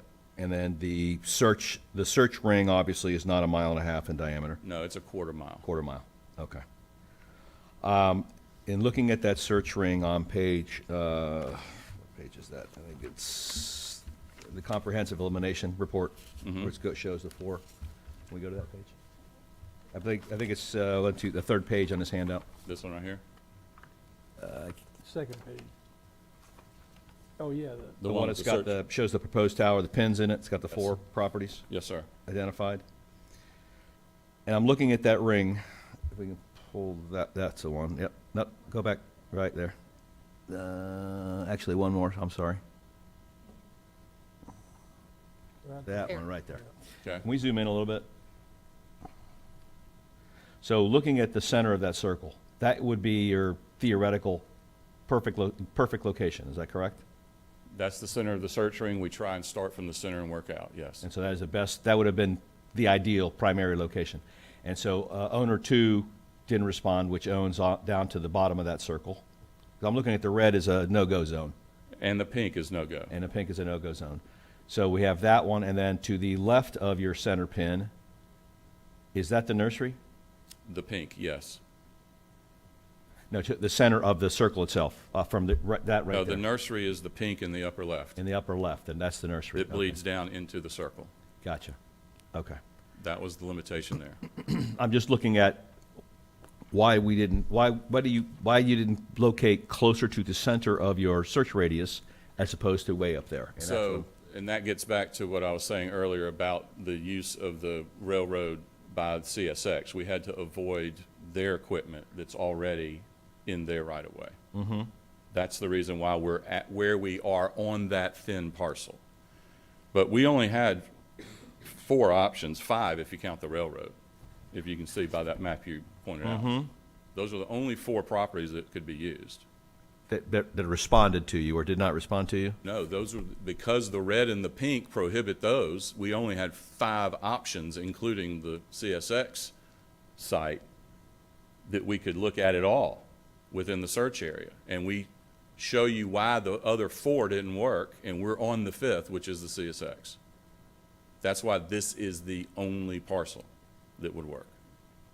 Other than 2, 3, 4, and 1. No, sir, because of the commentary.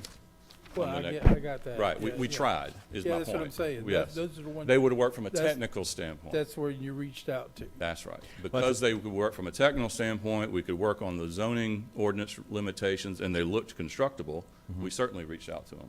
I'm just looking at that bottom left corner of the center of that circle that does not have a pin in it and wonder why that one was eliminated or not contacted. The red? No, it's Where? green. It's from the center Yeah. center of the circle, right there. Oh, that is part of number 1. That is part of That is part of, yeah, they just Okay. put the pin up there, but that's that entire parcel. That's all entire Yes, parcel. all Okay, one owner. and they were not interested. That's right. That is acres. Okay. 1 corresponds with pin 1, 2 below corresponds with pin All right. 2. Now Sorry, it's I clear. should Now have. it makes it much more clear. Yeah, I should have made that a little simpler. My apologies. It just seemed, looking in the roadway, I No, you're right. assumed that was a break in the And I property look line. at too many of these all the time, and I look at them, you don't see them like I do. Yep, all I right. get it. Sorry about that. So Yep. that's what I want you to see was our due diligence to try and find the best parcel, and that's how we got to that. Okay. Any other questions? All right, sir. Thank you.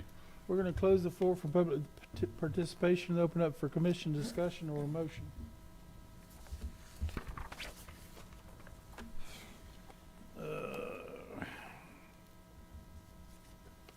All right, let's wake up. Well, I'm not going to make a motion, but I do want to have a comment, and the comment is this. I see that in this particular case, an A-zoned, prime agricultural A1 zone property, we've got glaring approvals here to convert the A1 property into a commercial industrial venture with tenants. And we've had other issues come up with A1, which are not quite as intrusive as this, that were shot down handedly because it was an A1 property. So because this fits the greater good, per se, we're opening up cell service to an area that is a desert in general. My reservation here is that if it's good for one, it's good for another. Well, okay. I'm right there with you. Okay. And with that, I'll let somebody else make a motion. But I will make a comment that we have to look at each case individually. Understood.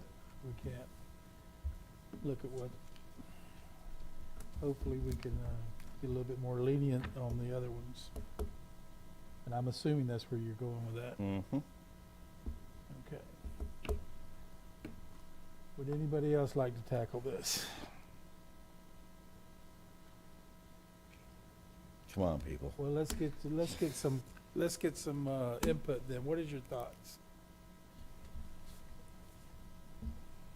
Ms. Craig, go ahead. I know you want to say something. Well, I feel like this piece of property is basically not usable for anything else. I mean, because of the nature of its shape and the, the narrow width there, I don't see that it could be used for anything else but a commercial, I don't know, nothing substantial. I feel like it's a reasonable use of the property. I guess I got lost as to why it couldn't be positioned further south, looking at the elimination report from the search results radius that was handed to us just earlier. it seems like there's enough space there that it could go farther away from the nursery. And that would eliminate that, Well, during that conversation, it was because of the resource areas. Well, we're looking at the resource corridors, and we were looking at, help me on this, Ms. Ray. It was a resource that we couldn't go further south. Management, he had wildlife management area and a resource corridor. Yeah. The applicant can add some information on that. Yeah. I'm sorry. Gotcha. Sir, Okay. do you mind repeating that into the microphone just so we can get it on record? Thank you. Sorry. Part of the reason we're where we are on this property is because moving it south moves us closer to the residences, and we can't meet the 1,000-foot setback. Gotcha. So we Okay. located it here to meet that. Okay, thank you. Okay.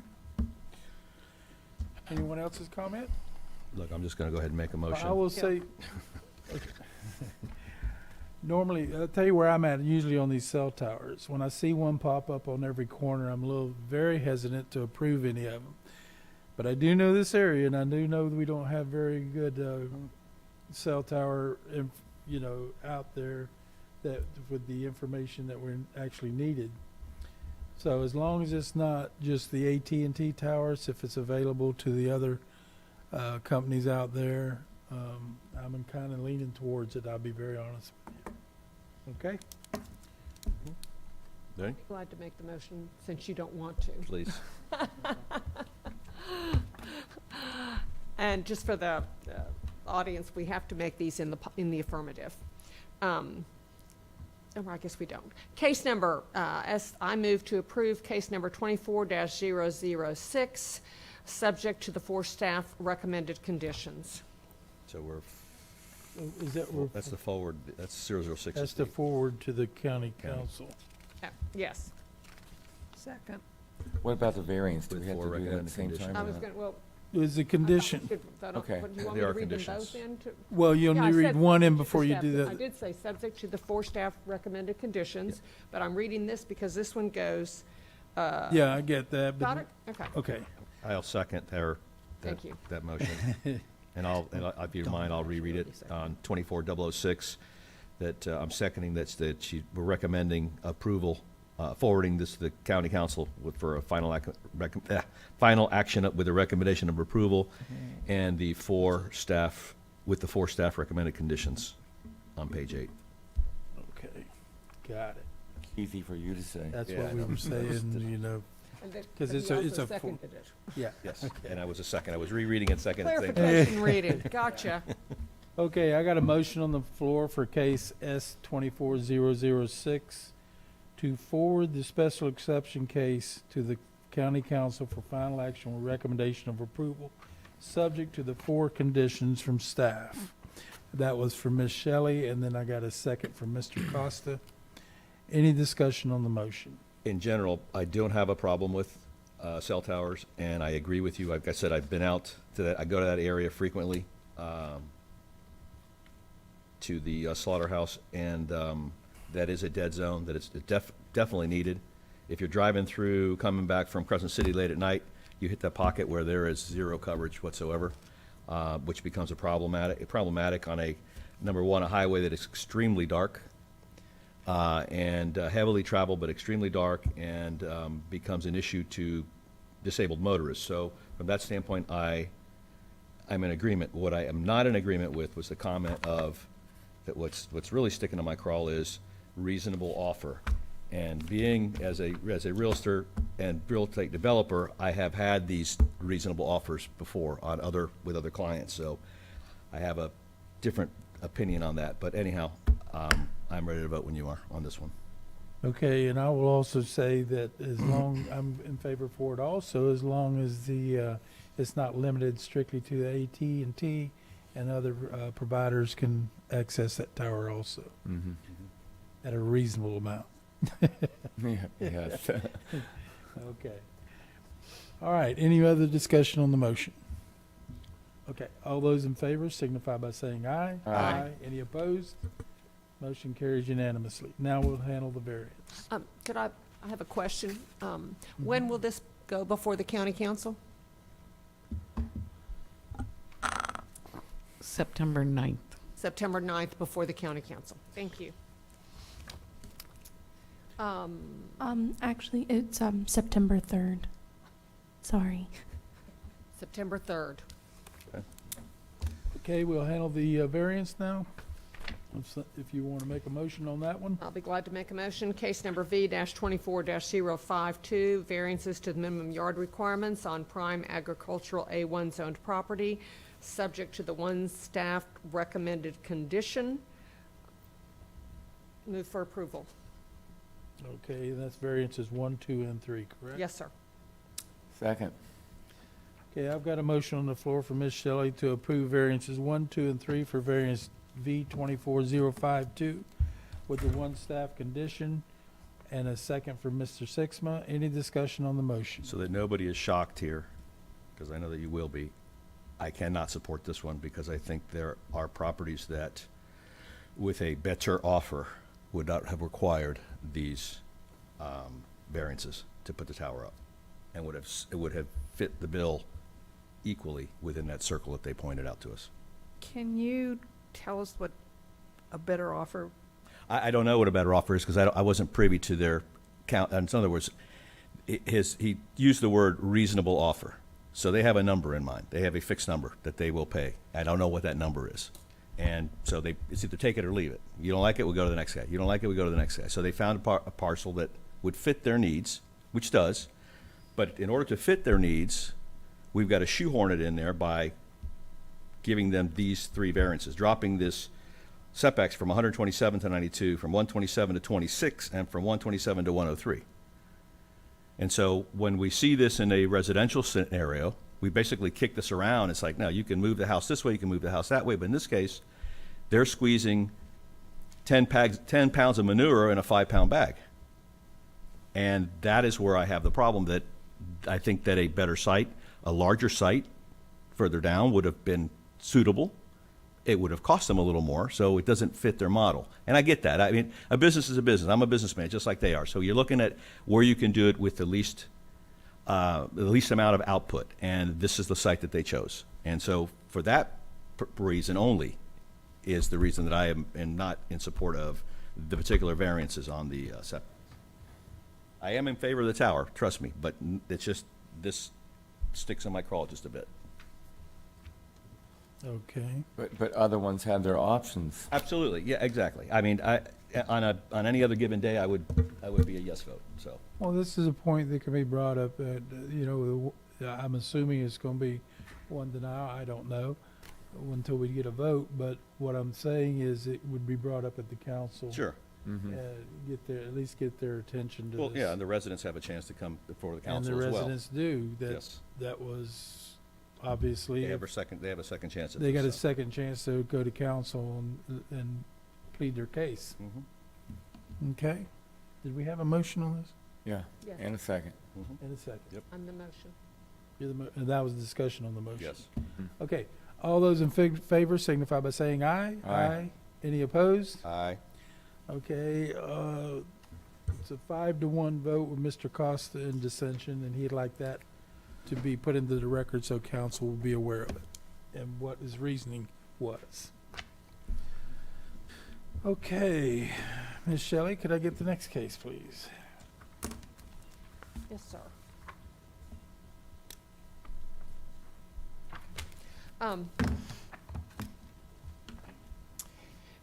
Case number CPA-24-001. No. Z. Did I skip? Z-24-009. Where is that one? Okay. Thank you. Okay, case number Z-24-009, rezoning from the planned unit development PUD zoning classification with a mixed-use subclassification to the rural residential RR zoning classification. Okay, thank you, Ms. Shelley. Ms. Ray, this one's yours. Good morning. The applicant is requesting to rezone a 5.05 acre parcel from a planned unit development with a mixed-use subclassification to rural residential. The applicant's intent is to build a single-family residence. Back in 2004, the parcel was rezoned along with the property to the north to the PUD for a single-family residence and a wholesale plant nursery. The previous owners did not complete the final site plan process, resulting in the PUD expiring. The subject property and the property to the north have always been separate parcels, and the applicant purchased the subject property in 2021. The surrounding area is developed with single-family residences, and they vary in lot sizes from 9,000 square feet to 3 acres. The parcel is currently vacant, but was previously used as the plant nursery. The existing future land use is urban low intensity, and the proposed rural residential is conditionally compatible. Staff's recommendation is to forward the rezoning to County Council for final action with recommendation of approval. I'm available for questions. Thank you, Ms. Ray. Any questions for staff? Hearing none, is the applicant present?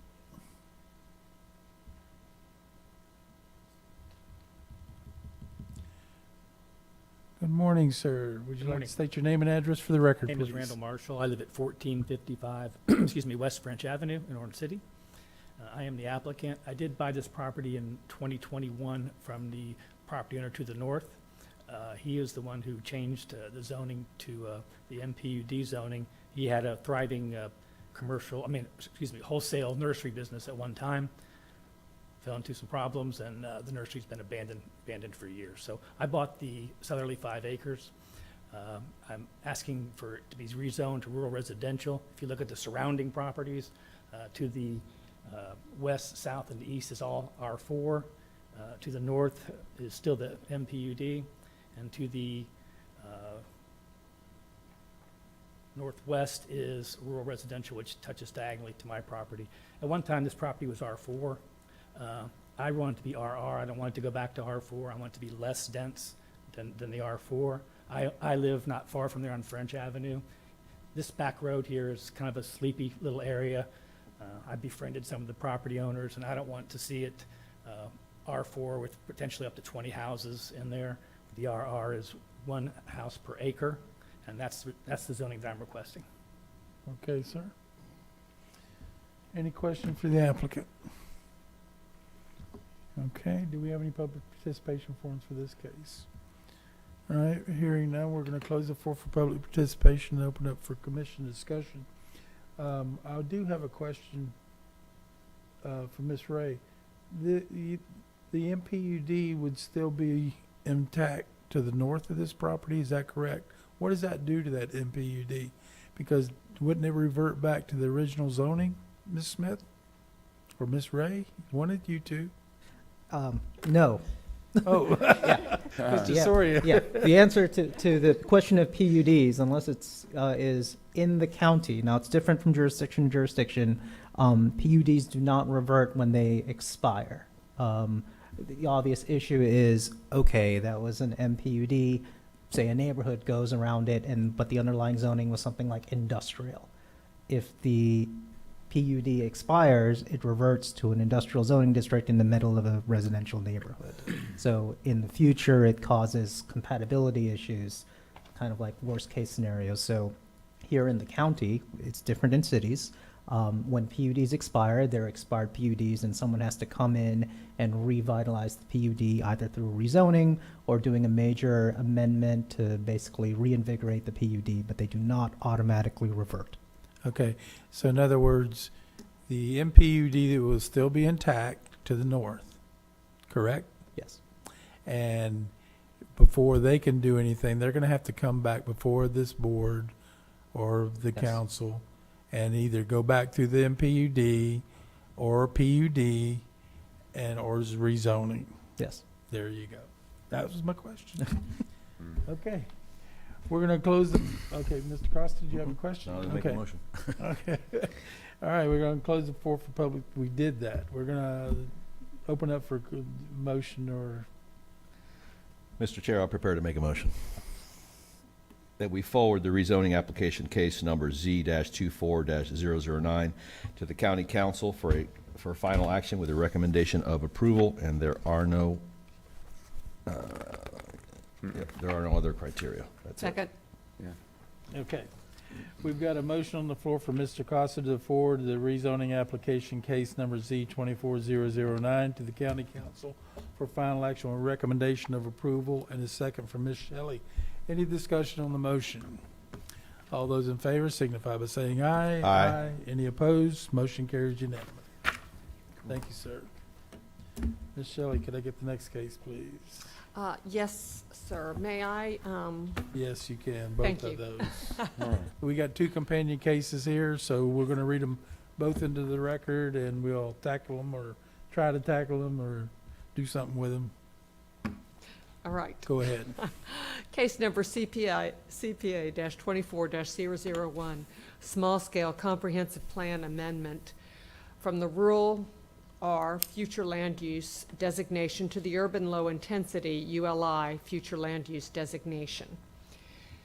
And also, case number PUD-24-001, a rezoning from the urban single-family residential R4 and transitional agriculture A3 zoning classifications to a planned unit development with residential sub-classification.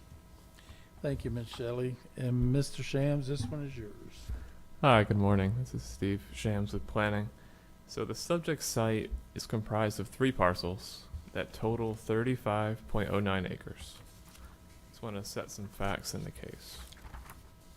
So one parcel to the north is already ULI, and it's about 10.04 acres. So this application is for the southernmost parcels. These are a combination of rural and ULI and combined 25.05 acres. So of these 2 parcels, the 25 acres, the future land use change from rural to ULI is for 14.58 acres of that 25. And I'd also like to note the area to the east is also ULI. So the applicant is proposing to change the future land use to develop the site with 90 duplex units, which is approximately 2.51 units per acre. And this will also be done with the accompanying PUD. And also to add, the PUD is proposing a conservation easement over sensitive areas.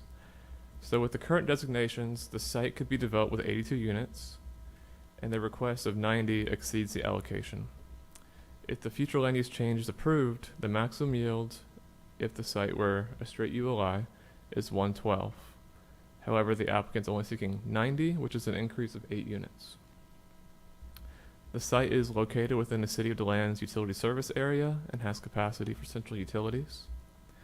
In addition, this site is also subject to their 2050 vision plan, and according to this plan, the site is within the urban core and is adjacent to an employment center along US Highway 92, which is just north of the site. Staff found it consistent with comprehensive plan policies related to discouraging urban sprawl, meeting concurrency requirements, and environmental conservation. According to the traffic analysis, the site's existing designations could yield 560 daily trips and 44 p.m. peak hour trips if developed as is. The proposed ULI designation could result in 758 daily trips, which is an increase of 198 daily trips. Traffic engineering for the county reviewed the application and will continue to coordinate with the applicant for their traffic impact assessment analysis. Overall, staff recommends forwarding the CPA to County Council with the recommendation of approval. And I can also go through the PUD. Yep. So the PUD application is to construct the 90 duplex units. The area to the north of the site is industrial along US Highway 92. The area west of Lake Lindley is within the City of DeLand, and it's developed as an urban residential community. And the areas south is low density residential, and the areas east are undeveloped, as you can see on the aerial. The property has approximately 5.6 acres of wetlands on site. The applicant proposes to preserve approximately 6 acres of the site along its southern side within a conservation easement. A draft version of the easement was included in the PLDRC package, and it will be finalized during the land development phase. Environmental permitting identified about 1 acre of wetland and their buffers being impacted on the northwest corner of the site. So the plan that you see on the screen is oriented as north on the left, east on the top. So the impacted areas are in that the far left of the plan. You can see a small line through the pond. So this northwest corner of the site is not being proposed for development. It'll be utilized as a landscape buffer and stormwater retention.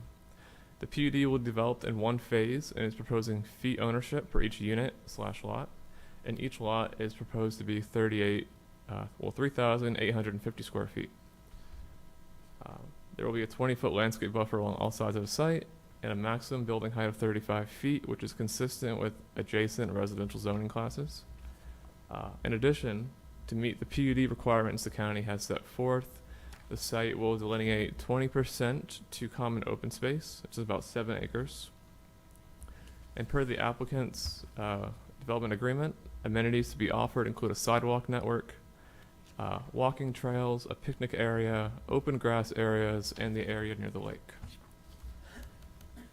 The proposed PUD is consistent with the proposed ULI future land use designation. The current existing zoning, which is R4 and A3, could generate 560 daily trips and 44 p.m. peak hour trips if developed as is. The proposed PUD could generate 636 daily trips and 51 p.m. peak hour, so it's an overall increase of 76 daily trips and 7 p.m. peak hour trips when you consider the PUD rezoning. And overall, staff recommends forwarding the PUD to the County Council with a recommendation of approval. And I'm available for comment or question on both items. Thank you, Mr. Shams. Any questions for staff? Mr. Chair, we also have our Environmental Management Director and our County Forester in the room if you have questions for them. I do. Okay. Mr. Shams, Yes, sir. the current zoning on this, without changing the CPA, would allow up to 82 units on the property that is ULI, correct? Is that what you're telling me? So if the property was not changed at all, Yes, with the rural and the ULI, as is, it'd be 82 units. 82 units. Yes, sir. So my question to you is, it would be 82 units if they were go through the developmental process. How many of that, would it still be 82 units after they put in the retention, the roadways, and everything like that? That varies. 82 is the maximum. 82 is the maximum. Yes, sir. So more than likely, it wouldn't meet those 82 units, correct? Correct. Yes. Okay. The 90 duplex units, is that considered, is that 90 or 180 actual units? If it's a duplex, it's 2. Is the 2 180 or is it 90? It's 90. So there'll be 45 2-unit That pairings. was my question. Okay. Okay. So in other words, they could take under the current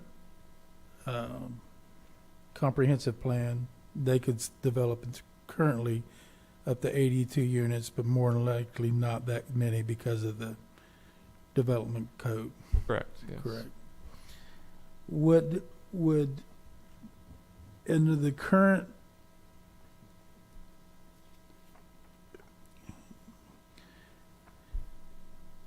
I guess what I'm trying to say is, would we have I see in here on the PUD side where environmental had a problem with the conceptual plan, correct? Yes. Okay. In the PUD side, why was that not addressed before it come before us? So ultimately, the For the plan is conceptual, and they will have to go through land development and satisfy any comments or concerns environmental has. So the PUD itself is really just approving the use of the 90 Right. duplexes. So So the conceptual plan is just, it could It look could totally change, different than yes. what we have on our packet, correct? Yes, I mean, And more than, well, it will look different because environmental has some issues with the current conceptual plan. yes, sir. Okay. Okay, I'll leave it right there, and then I'll probably have some questions for environmental before we're done with this. But I'm gonna go ahead and let the applicant come forward. Go ahead. Mr. Quick Cole. question for staff. Now, I've been down this road before. From a preference standpoint, the advantages of the PUD versus the straight zoning coming in with site plans from a staff level are what? It allows more specific criteria to be catered to the site. We're aware of exactly what they're intending to do, and we were able to kind of include the conservation easement as a means to really protect a lot of key features of the site on the south side. Correct. So the PUD gives you more teeth than the straight zoning Sure. on an application like this, correct? Okay, that's what I wanted to make point. Thank you. Okay, is the applicant present? Good morning. Gotta get your name and morning. address for the record. For the record, Mark Watts with the law firm of Cobb Cole, 231 North Woodland Boulevard, DeLand, here on behalf of the applicant, which is actually, from our standpoint, our client Cap 5 Development. We've got some of our representatives here as well, but Astrid DePerry is the representative of the owner of the property up here over my left shoulder. So I don't have a big presentation for you this morning. Staff, I think, has done a great job with their analysis, both on the comp plan amendment and on the proposed rezoning. I do want to point out, we do have kind of a unique situation here where we've got the ULI and the rural that splits one of the parcels. If you go back and look at, the comp plan land use maps and everything else that you've got here, the site really is surrounded by, similar, more intense development, opportunity, at least with regard to the land use. You've got industrial to the north, you've got commercial to the northeast, you've got ULI on the properties that zoned by the Ford family to the east, and then you've got the city's low-density residential with the Waterford Lakes development properties over to the west. So it really does fit very well. One of the things that staff indicated was that this is within the City of DeLand's 2050 vision plan as part of the urban core. We initially intended to bring this project forward with the City of DeLand, but we have an enclave issue. If we were to annex the property into DeLand, it creates an enclave with one of the purple lots that's up there off of 1792. For those of you who know the area, Hunt's Upholstery, that parcel would be an enclave still in the county, so we couldn't cut that off. And so we're here before you. But one of the things, just so that you're aware of it, I know you've heard us talk about the 2050 plan in the past. What that plan does is it really kind of concentrates where development should occur and where densities and intensities can be increased as DeLand grows and continues to provide for that growth into the future. And so this area is in that urban core, which is on their map, kind of an orange color, and it's referred to as Category 2, and it says the urban core area where the majority of new growth will take place within the City of DeLand. So it's kind of within that footprint. The other thing that I'll touch on and then just open up for questions, with regard to the location of this property, I think one of the things that we looked at as a particular benefit of this location is one of the key drivers for the City of DeLand from an economic development standpoint is the airport industrial complex and the airport industrial park. And so this really provides a great opportunity for us to bring forward some diversification of the housing that's available in DeLand with in close proximity to that employment center. So I think that's a point that was raised in your staff report as well. But I do think that's one of the key things. DeLand in general has been pushing for more of a mix of housing types: townhomes, duplexes, apartments, kind of a missing middle type developments. And so I think this fits very well within that long-range plan. With regard, if we can go back to the concept plan for just a second. We're aware of the comment from environmental with regard to a wetland impact, just so that you can see where that is. If you look right here, that's a wetland line that's in our stormwater pond. Really the key moving forward, I can see it. Does that go up there at all? it's not showing when I draw on the map here. If you look in the bottom corner, you can kind of see a diagonal line going through where that stormwater pond is.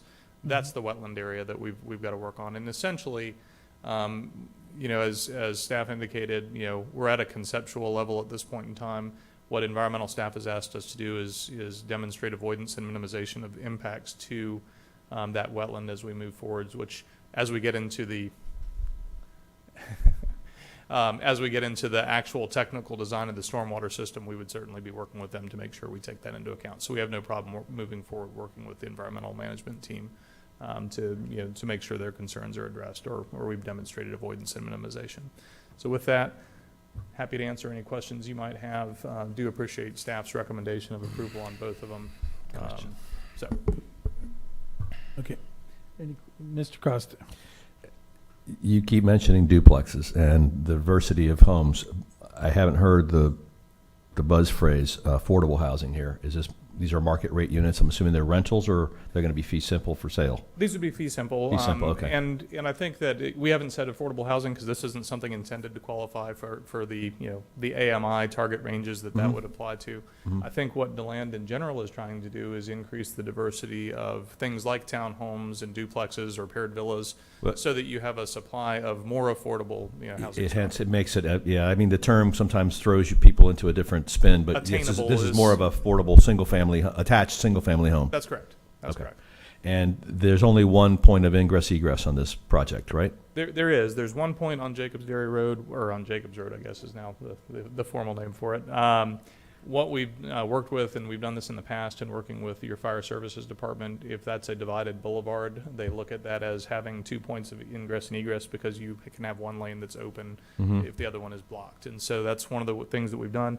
Again, as we get into the formal engineering and site design, we'll have to continue to go through and work with fire services. So at this point, you don't know if you're going to have decel lanes coming in or anything like that? Okay. Yeah, I anticipate there'll be road improvements that are required. If you know Jacobs Road, the east side is more open swale along the right-of-way. West side, I think in this area we don't have that open swale in this particular section.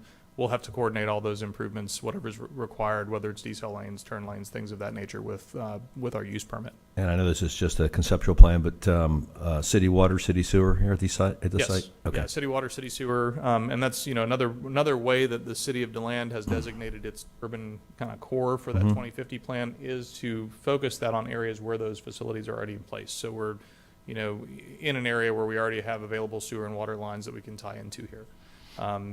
Immediately to the north, for those of you who know the area, it's Berner's Auction House, is what's immediately to the left on the north side of that stormwater pond.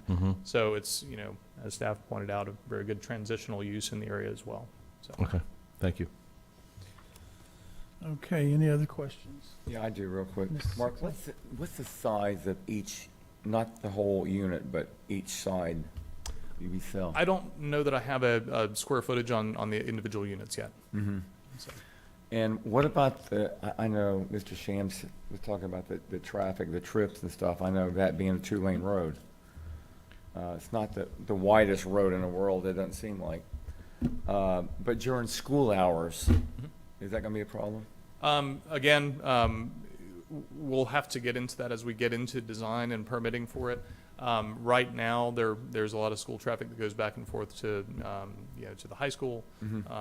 There's a lot of students that walk up and down Jacobs Road to the racetrack, lunch hours and stuff like that. So we'll work with your staff. There's typically things like sidewalks and everything else that are required as part of our improvements and as part of our use permit conditions. So okay, good.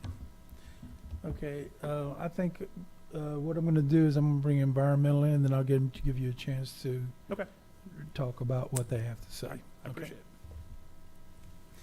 If I could get the environmental staff. He's got a big old book full of stuff. Yeah, I know he does. Good morning. Could I get your name and address for the record? Keith Abramson, County Forester. My address is here, 123 West Indiana Avenue. Got it. I know you had some concerns about this conceptual plan and the wetlands here, and we're looking at the conceptual plan now. What was the biggest drawback to this that you found? Well, it was the wetland impact in the northwest corner of the property. We feel that that area could be avoided or at least minimized. Minimize the impacts of the wetlands and buffers. They're not showing the buffers on that, in that particular area right now. There's just some more work to do on the site plan level. They need to prove to us that there's no possible way that they can avoid that impact of that wetland system. Okay. Let me also ask you a question. If we were to allow the PUD to go through, we don't have any limitations on elevation of the projected project, do we? The elevation, when I'm saying elevation and the height. Is a lot of this property in here virtually now uplands of the wetlands? A majority of it, is heavily impacted by agriculture. Right. So even the wetlands that they're preserving on the south side of the property, they're basically grasslands. We'd be looking at, during the ODP phase or PPL subdivision review, we'd be looking for maybe partial impact of this wetland system and then restoration of other areas and restoration of wetlands and buffers as a part of meeting our land development code. But yeah, generally, most of the wetlands are impacted by agriculture on the site. This is the only wooded area of wetlands on the property. Also, which wasn't mentioned in my comments, is we have the 15% tree preservation area. This is basically one of the few treed areas on the lot. We're looking to utilize that area for their tree preservation requirements as well. Right.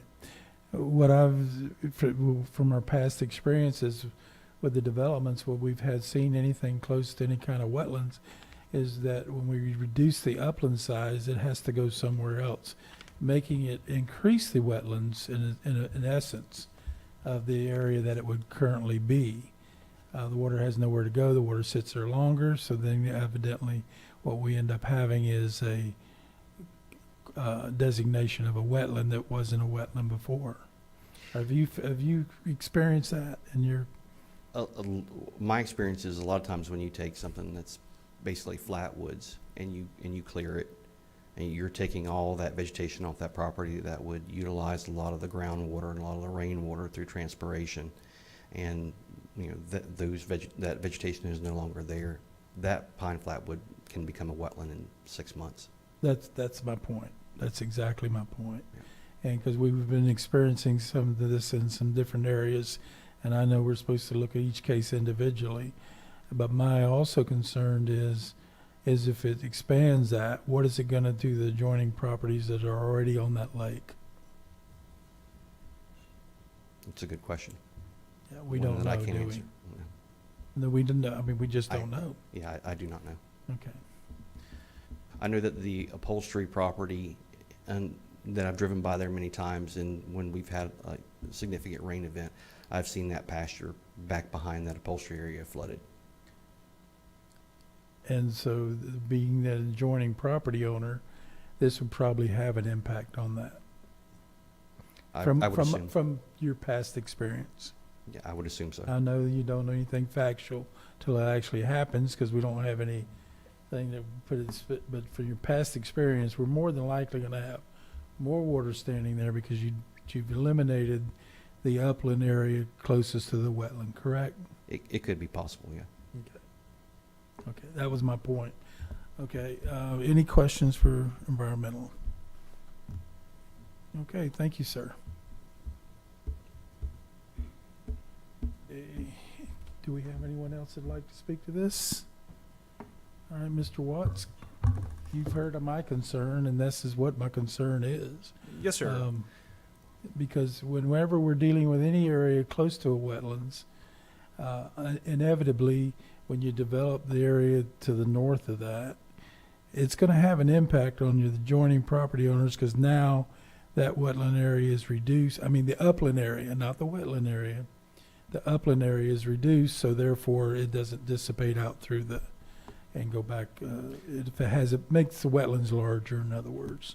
So the area that we're talking about with regard to the impact that, and I think what Keith said is absolutely true. We have more work to do on the design in the site plan process, which is the next step. That's where we get into the actual technical design of what the stormwater system looks like and how it functions. The wetland area that you're talking about, if you look at the aerial photo on the right, it's the very top piece. You see where the treed area is that comes across at a little angle. That's the wetland area that we're talking about with regard to the avoidance of and minimization. The other significant wetland area that's on the site is, if you look on the south, you can kind of see that little pond there to the right on the southern end, to the right of Lake Lindley. There's that little pond that's right up against Jacobs Road, and if you know that area and drive that area, there's actually a culvert that goes under right there. There's a little standing water on the pasture side as well, right where that little pond area is down there. So what we're proposing to do is that's the part that we're putting into a conservation easement, that 6 acres that's on that southern portion of the property. The area that we have to talk about with regard to how the stormwater system is designed is up on that area, on the northern end, and that's the impact that Keith just mentioned. There's a number of things that we may be able to do as we get into that technical design. One of the things we did, with the Coulter Crestwind project that's being built next to Lake Winnemucet now, is we used the existence of of things like wetland systems as part of the water quality and as part of the the stormwater system with the LID standards that both the city has been pushing and the county has been pushing, where you can actually have the stormwater system function and kind of together with the wetland system to actually maintain the health of that system. We don't know what that design is going to look like because we're not at that stage yet. But I think Keith and Ginger are here to say, we need to continue having those conversations as this moves forward. On the system that we have I'll use Crestwind as an example. We actually have things like bioswales and everything else that then drain into an area that then kind of drains into the wetland naturally, so that you kind of keep that wetland intact and have that be also serving a function as part of your stormwater system. So there's a number of options that we can look at moving forward. If at the end of the day we end up still having some impacts to that area, we've got to demonstrate avoidance and minimization before we can permit those impacts. But some of the things like restoration of those other systems, the southern system is probably a really good candidate for some restoration to take place on if we have to kind of mitigate any of those impacts on the north. So again, I agree, as we get into ODP and get into the design moving forward, we have further conversations with regard to how everything will function. What we have been able to do with regard to the site, if you go back and look at the way that the site layout is put together, one of the reasons that we actually ended up going with a duplex type development here was it let us cluster the development on a much smaller footprint of the overall property and leave the rest of the natural areas there, particularly that were in floodplain or that had wetland characteristics. So we avoided floodplain impacts. We avoided wetland impacts to the greatest extent possible. We may still have some more avoidance to go through. That may bring the numbers down, on the overall number of units that are able to construct. This sets our maximum with the PUD that is before you this morning. So, again, more work to be done once we get out of the conceptual stage. Yeah, well, the point that I was making with Mr. Abrahamson there was the fact that we don't know what the impact is going to be. That's the problem. Well, we don't know overall what's going to happen once you do this and you reduce the upland area. What kind of an impact is it going to have on Hunts Upholstery or even around the lake there? We just don't know what kind of an impact. And so my experience from the PUDs and the development process is when they come in and develop it, they get everything high enough, even their retention ponds, high enough to where they don't cause a problem within the area of being developed. But ultimately what they do is cause a downstream, if you want to call it that. Mm-hmm. They cause problems downstream. And so therefore that's what I'm trying to avoid. I get it. It's not that we need the housing or anything else. I'm looking at the adjacent property owners and what kind of an impact is it going to have on them in the future, because like I said, I take every case individually, but I do know of other cases where we've had and it had a big impact on the adjoining property owners. So what I can tell you is what the law is. The law that we have to comply with, both at the county level and at the water management district level. Mm-hmm. And what the law says is that when we develop a site, we have to do two things. One, we have to continue taking any water that comes onto the site from the adjacent properties. We have to accommodate that water still coming onto our site. To the extent we send water off of our site, we can't increase the rate that that water leaves the site or the volume of water that leaves the site. That's the law. So the way that our regulations are set up, we are not permitted to do that. Now, that's an engineering exercise, and we have to show that in our stormwater design, our stormwater calculations, and everything else. So, you know, and I'm aware, there's a lot of examples that, you know, obviously the county has talked a lot about, you know, kind of around DeLand, around other places where there's concern about how those designs function. The law is what I just said it was. We're not permitted to have those impacts off-site.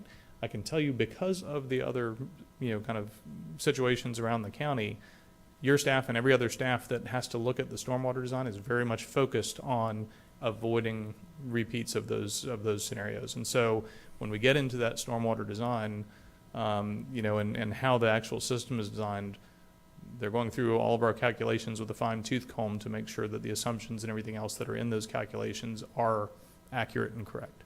Because, again,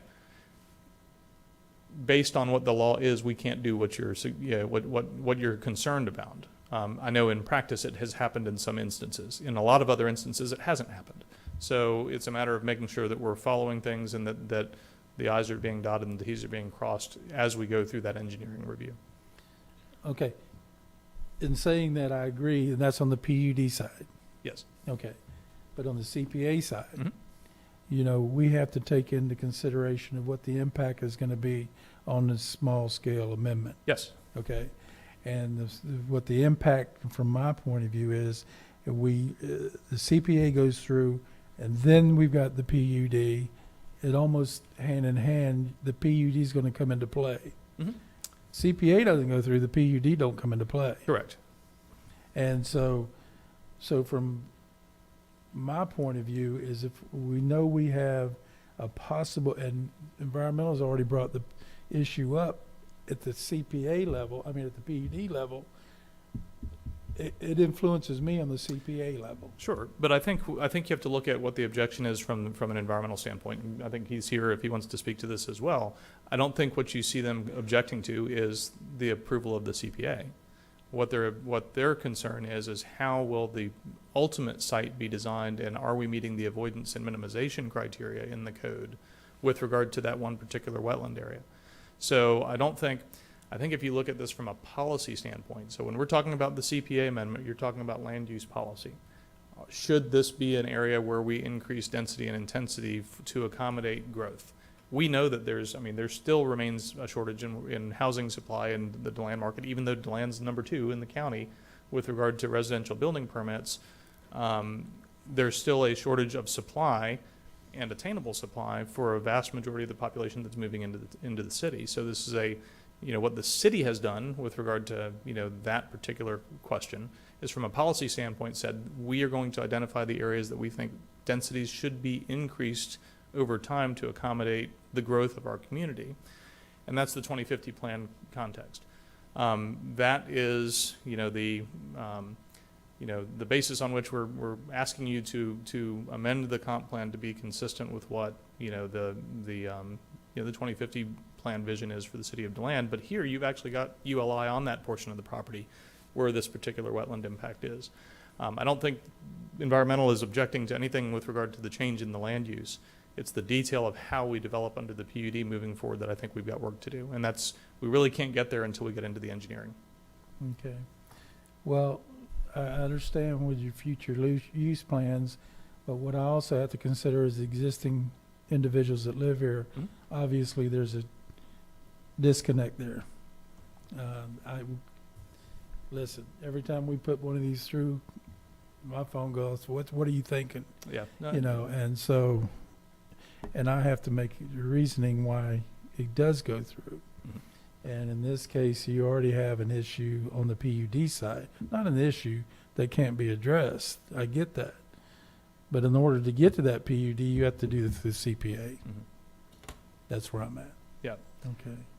I just want you to be aware. I appreciate that. Of I my understand that. mindset and where I'm going with this. Okay? Understood. Okay, any other questions for the applicant? Okay, well, Thank you do very we much. have any other public participation forums?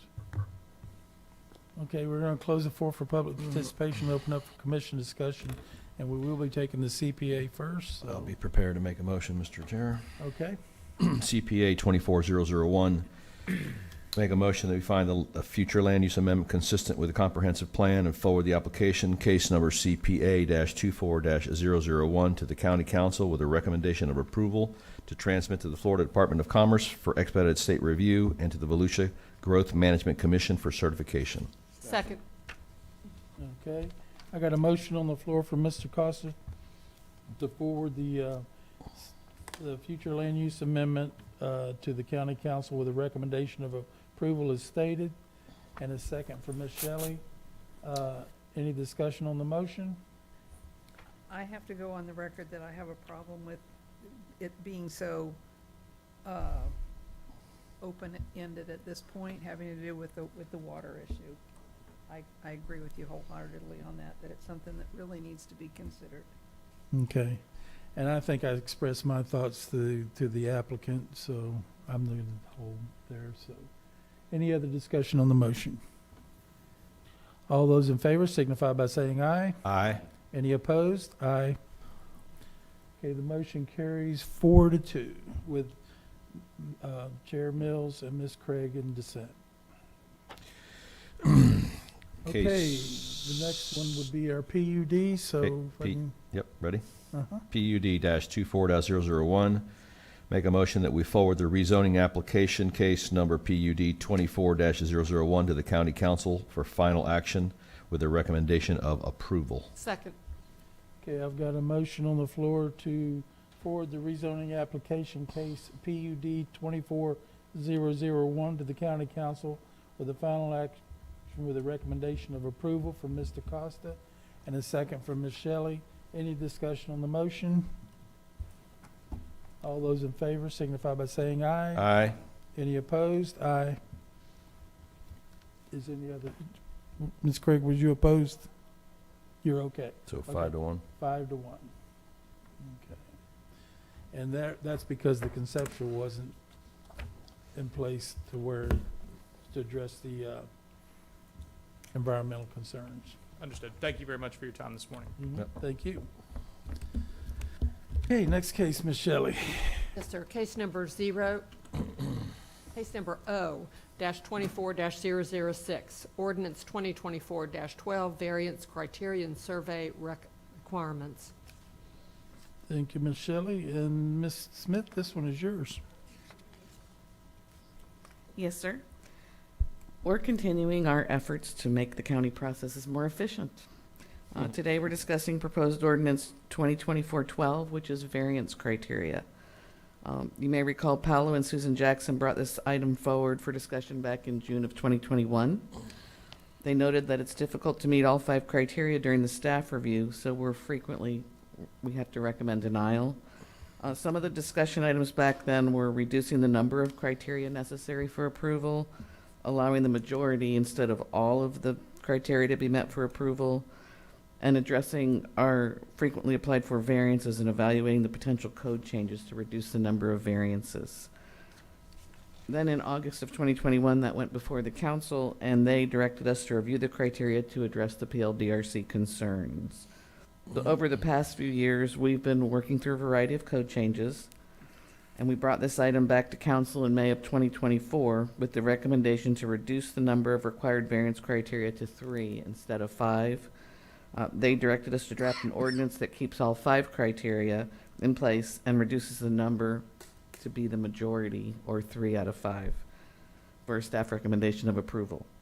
So we are back at PLDRC, asking for your recommendation on the proposed ordinance. The ordinance also includes changes to the boundary survey requirements. When someone applies for a building permit, they only need a survey that's 5 years old. When you apply for a variance, we require a survey to be less than 2 years old.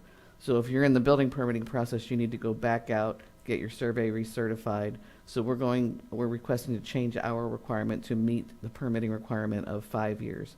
We will reserve the right in the case of code violations, or if we don't have aerial pictometry to see what's out there now, to ask for a dimension survey to address those sorts of issues. So we recommend approval of the ordinance, and I'm available for any questions. Thank you, Ms. Smith. Any questions for staff? Okay, do we have any public participation? Well, I do have one question. When would these changes take place, go into effect? Well, it needs to go before council, so that will be September 3rd, and they'll do the final vote. And then is there a second hearing, Paolo? No. So if the council passes this ordinance, then it takes effect once we send it to the Department of State. And wait for their response? Yes. So Which chances of it starting this year are? Very good. Very good? Very good. Is it retroactive to anything that would be already in the pipeline, or only new applicants from that day forward? We would do, technically it's new applicants, but someone can just resubmit and then say, hey, I want to take advantage of the new law in place or the new rules in place. And that's kind of all they have to do. It's just, if they're in the pipeline right now, they can go forward with the existing law as it is because they're grandfathered in, or they can tell us, hey, I would like to resubmit, same application, but I want to be evaluated under the new change. Okay. Any other questions? Okay, we'll close the floor for public participation, open up for commission discussion and or a motion.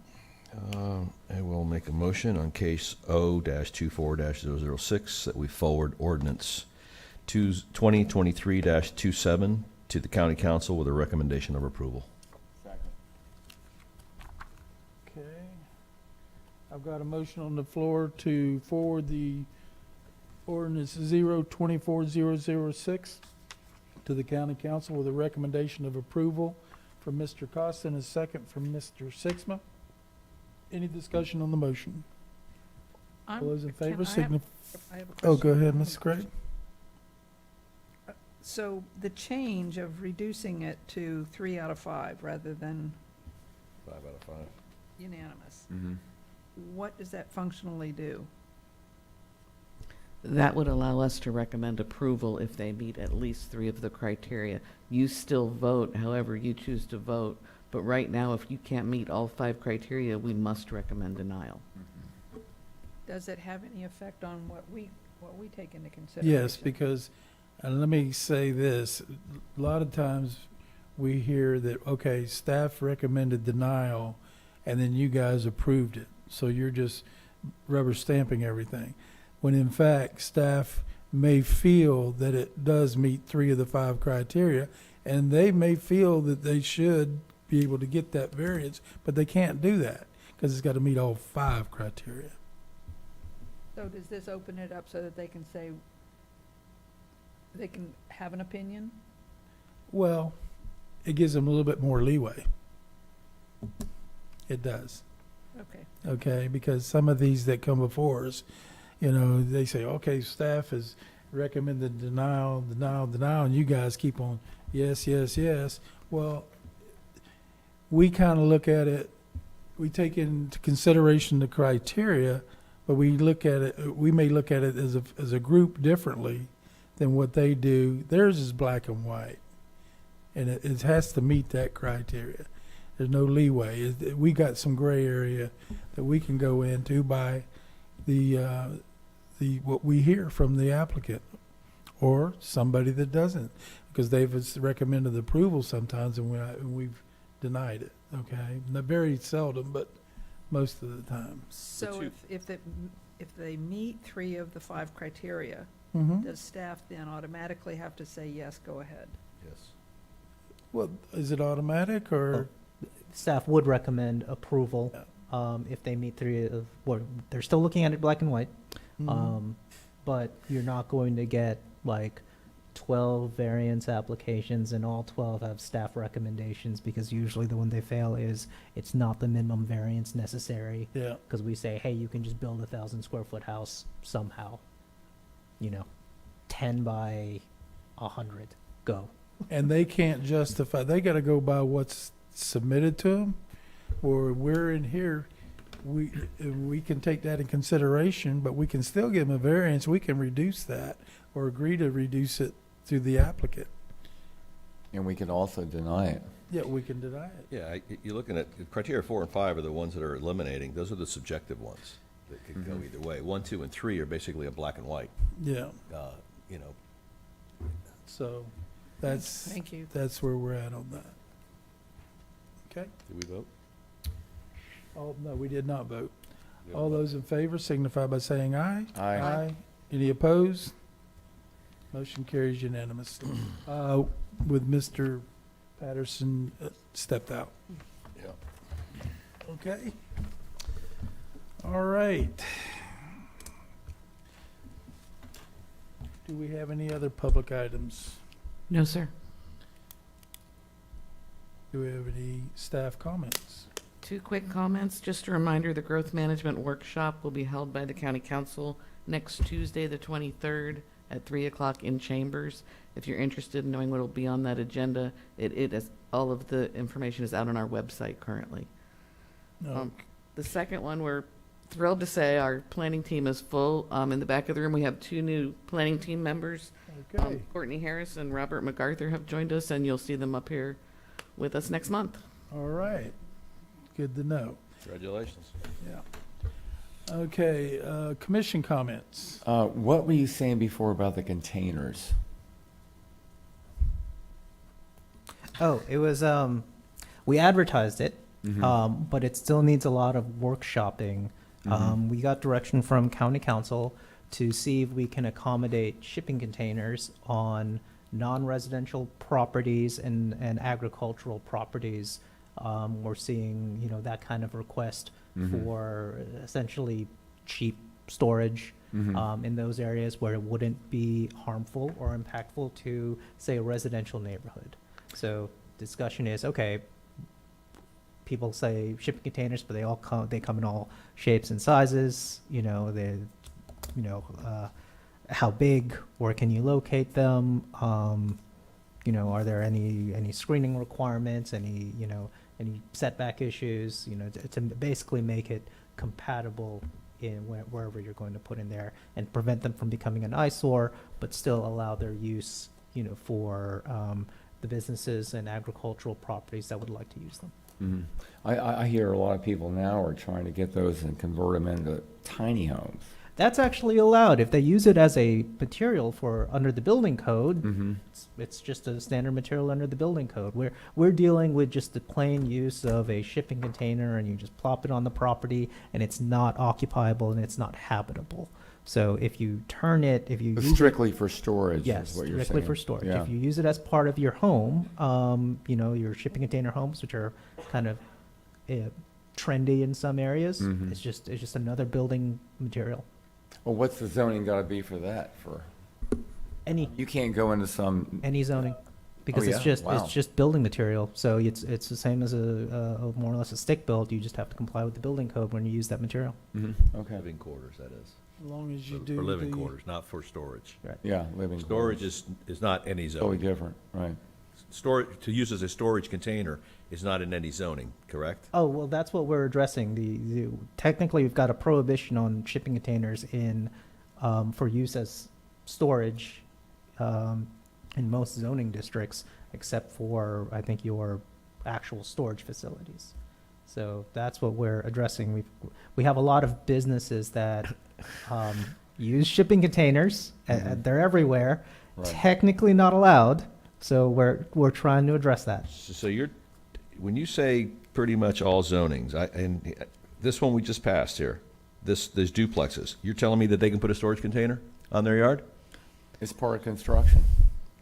For storage? For storage? After the fact, yeah, after they've moved into their house. Is that what you're telling me? No. It would only apply to If they're living there. non-residential zoning and in agricultural zoning. That's the areas where, for the use of shipping All right, containers. All right, I misunderstood you then. I yeah. thought I understood all zoning.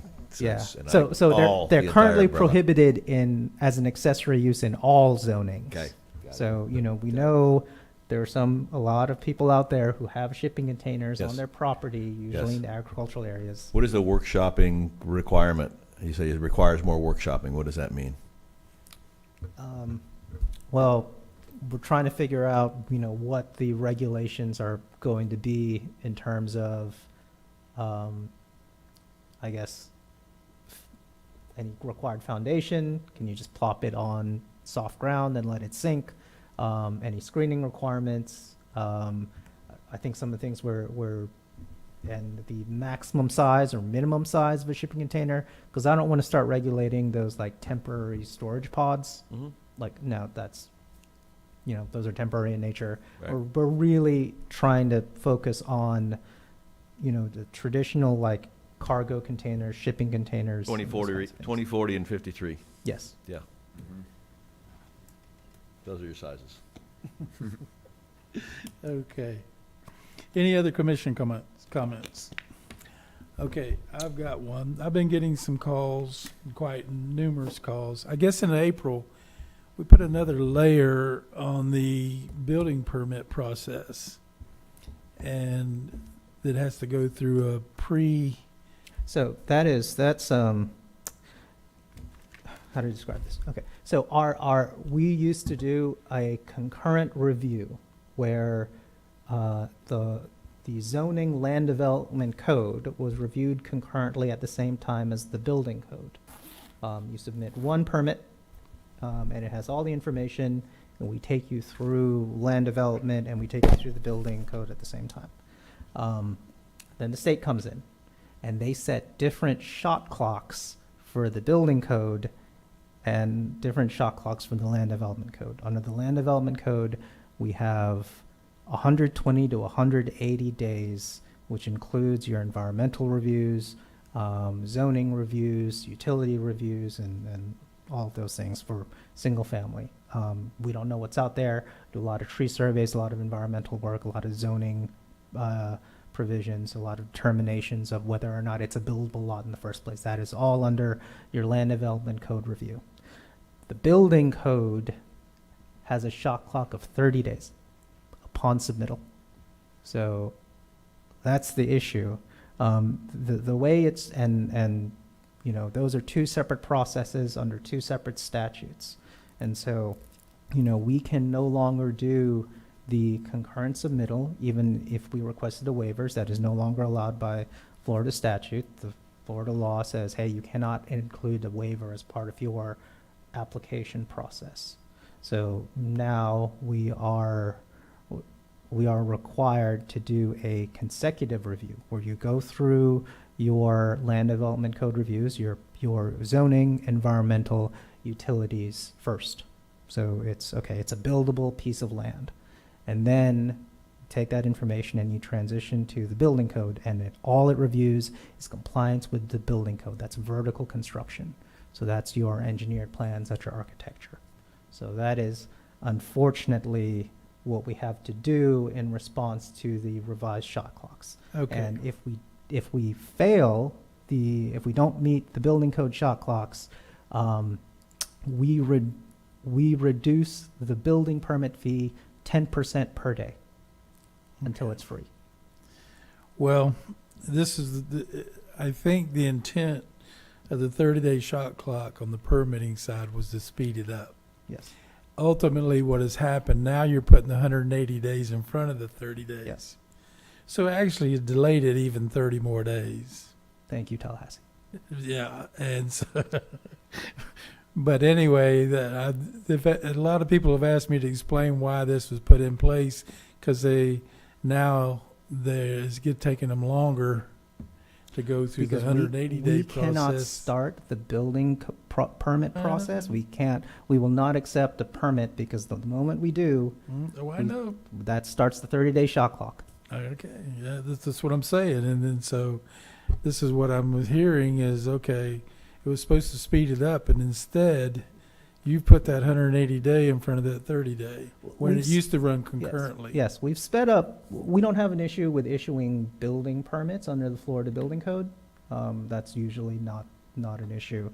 It's the zoning reviews of, strange pieces of property that require, determination of, is it buildable? Do you have legal access? What's the wetland impacts? What's, gopher tortoises? What's your, all the other things that are not just the vertical construction of foundation all the way up to the roof. I guess my question is, why can't that 30-day time clock start within that 180 days at the end instead of going after the fact? Because, well, it's the 180 days is the maximum. Yeah. Really, the building permit starts when you have a completed review for under the underlying land development permit. So the issue is,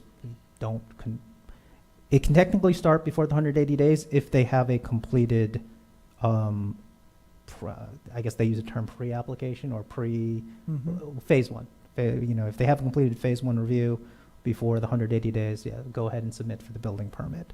The issue is, when you're going vertical, you should have all of your horizontal, determinations set. You know where you're going to put the house, and you have mitigated or have promised to mitigate or done all of the infrastructure requirements, and that's all said and done, and going forward that you can just pull a building permit.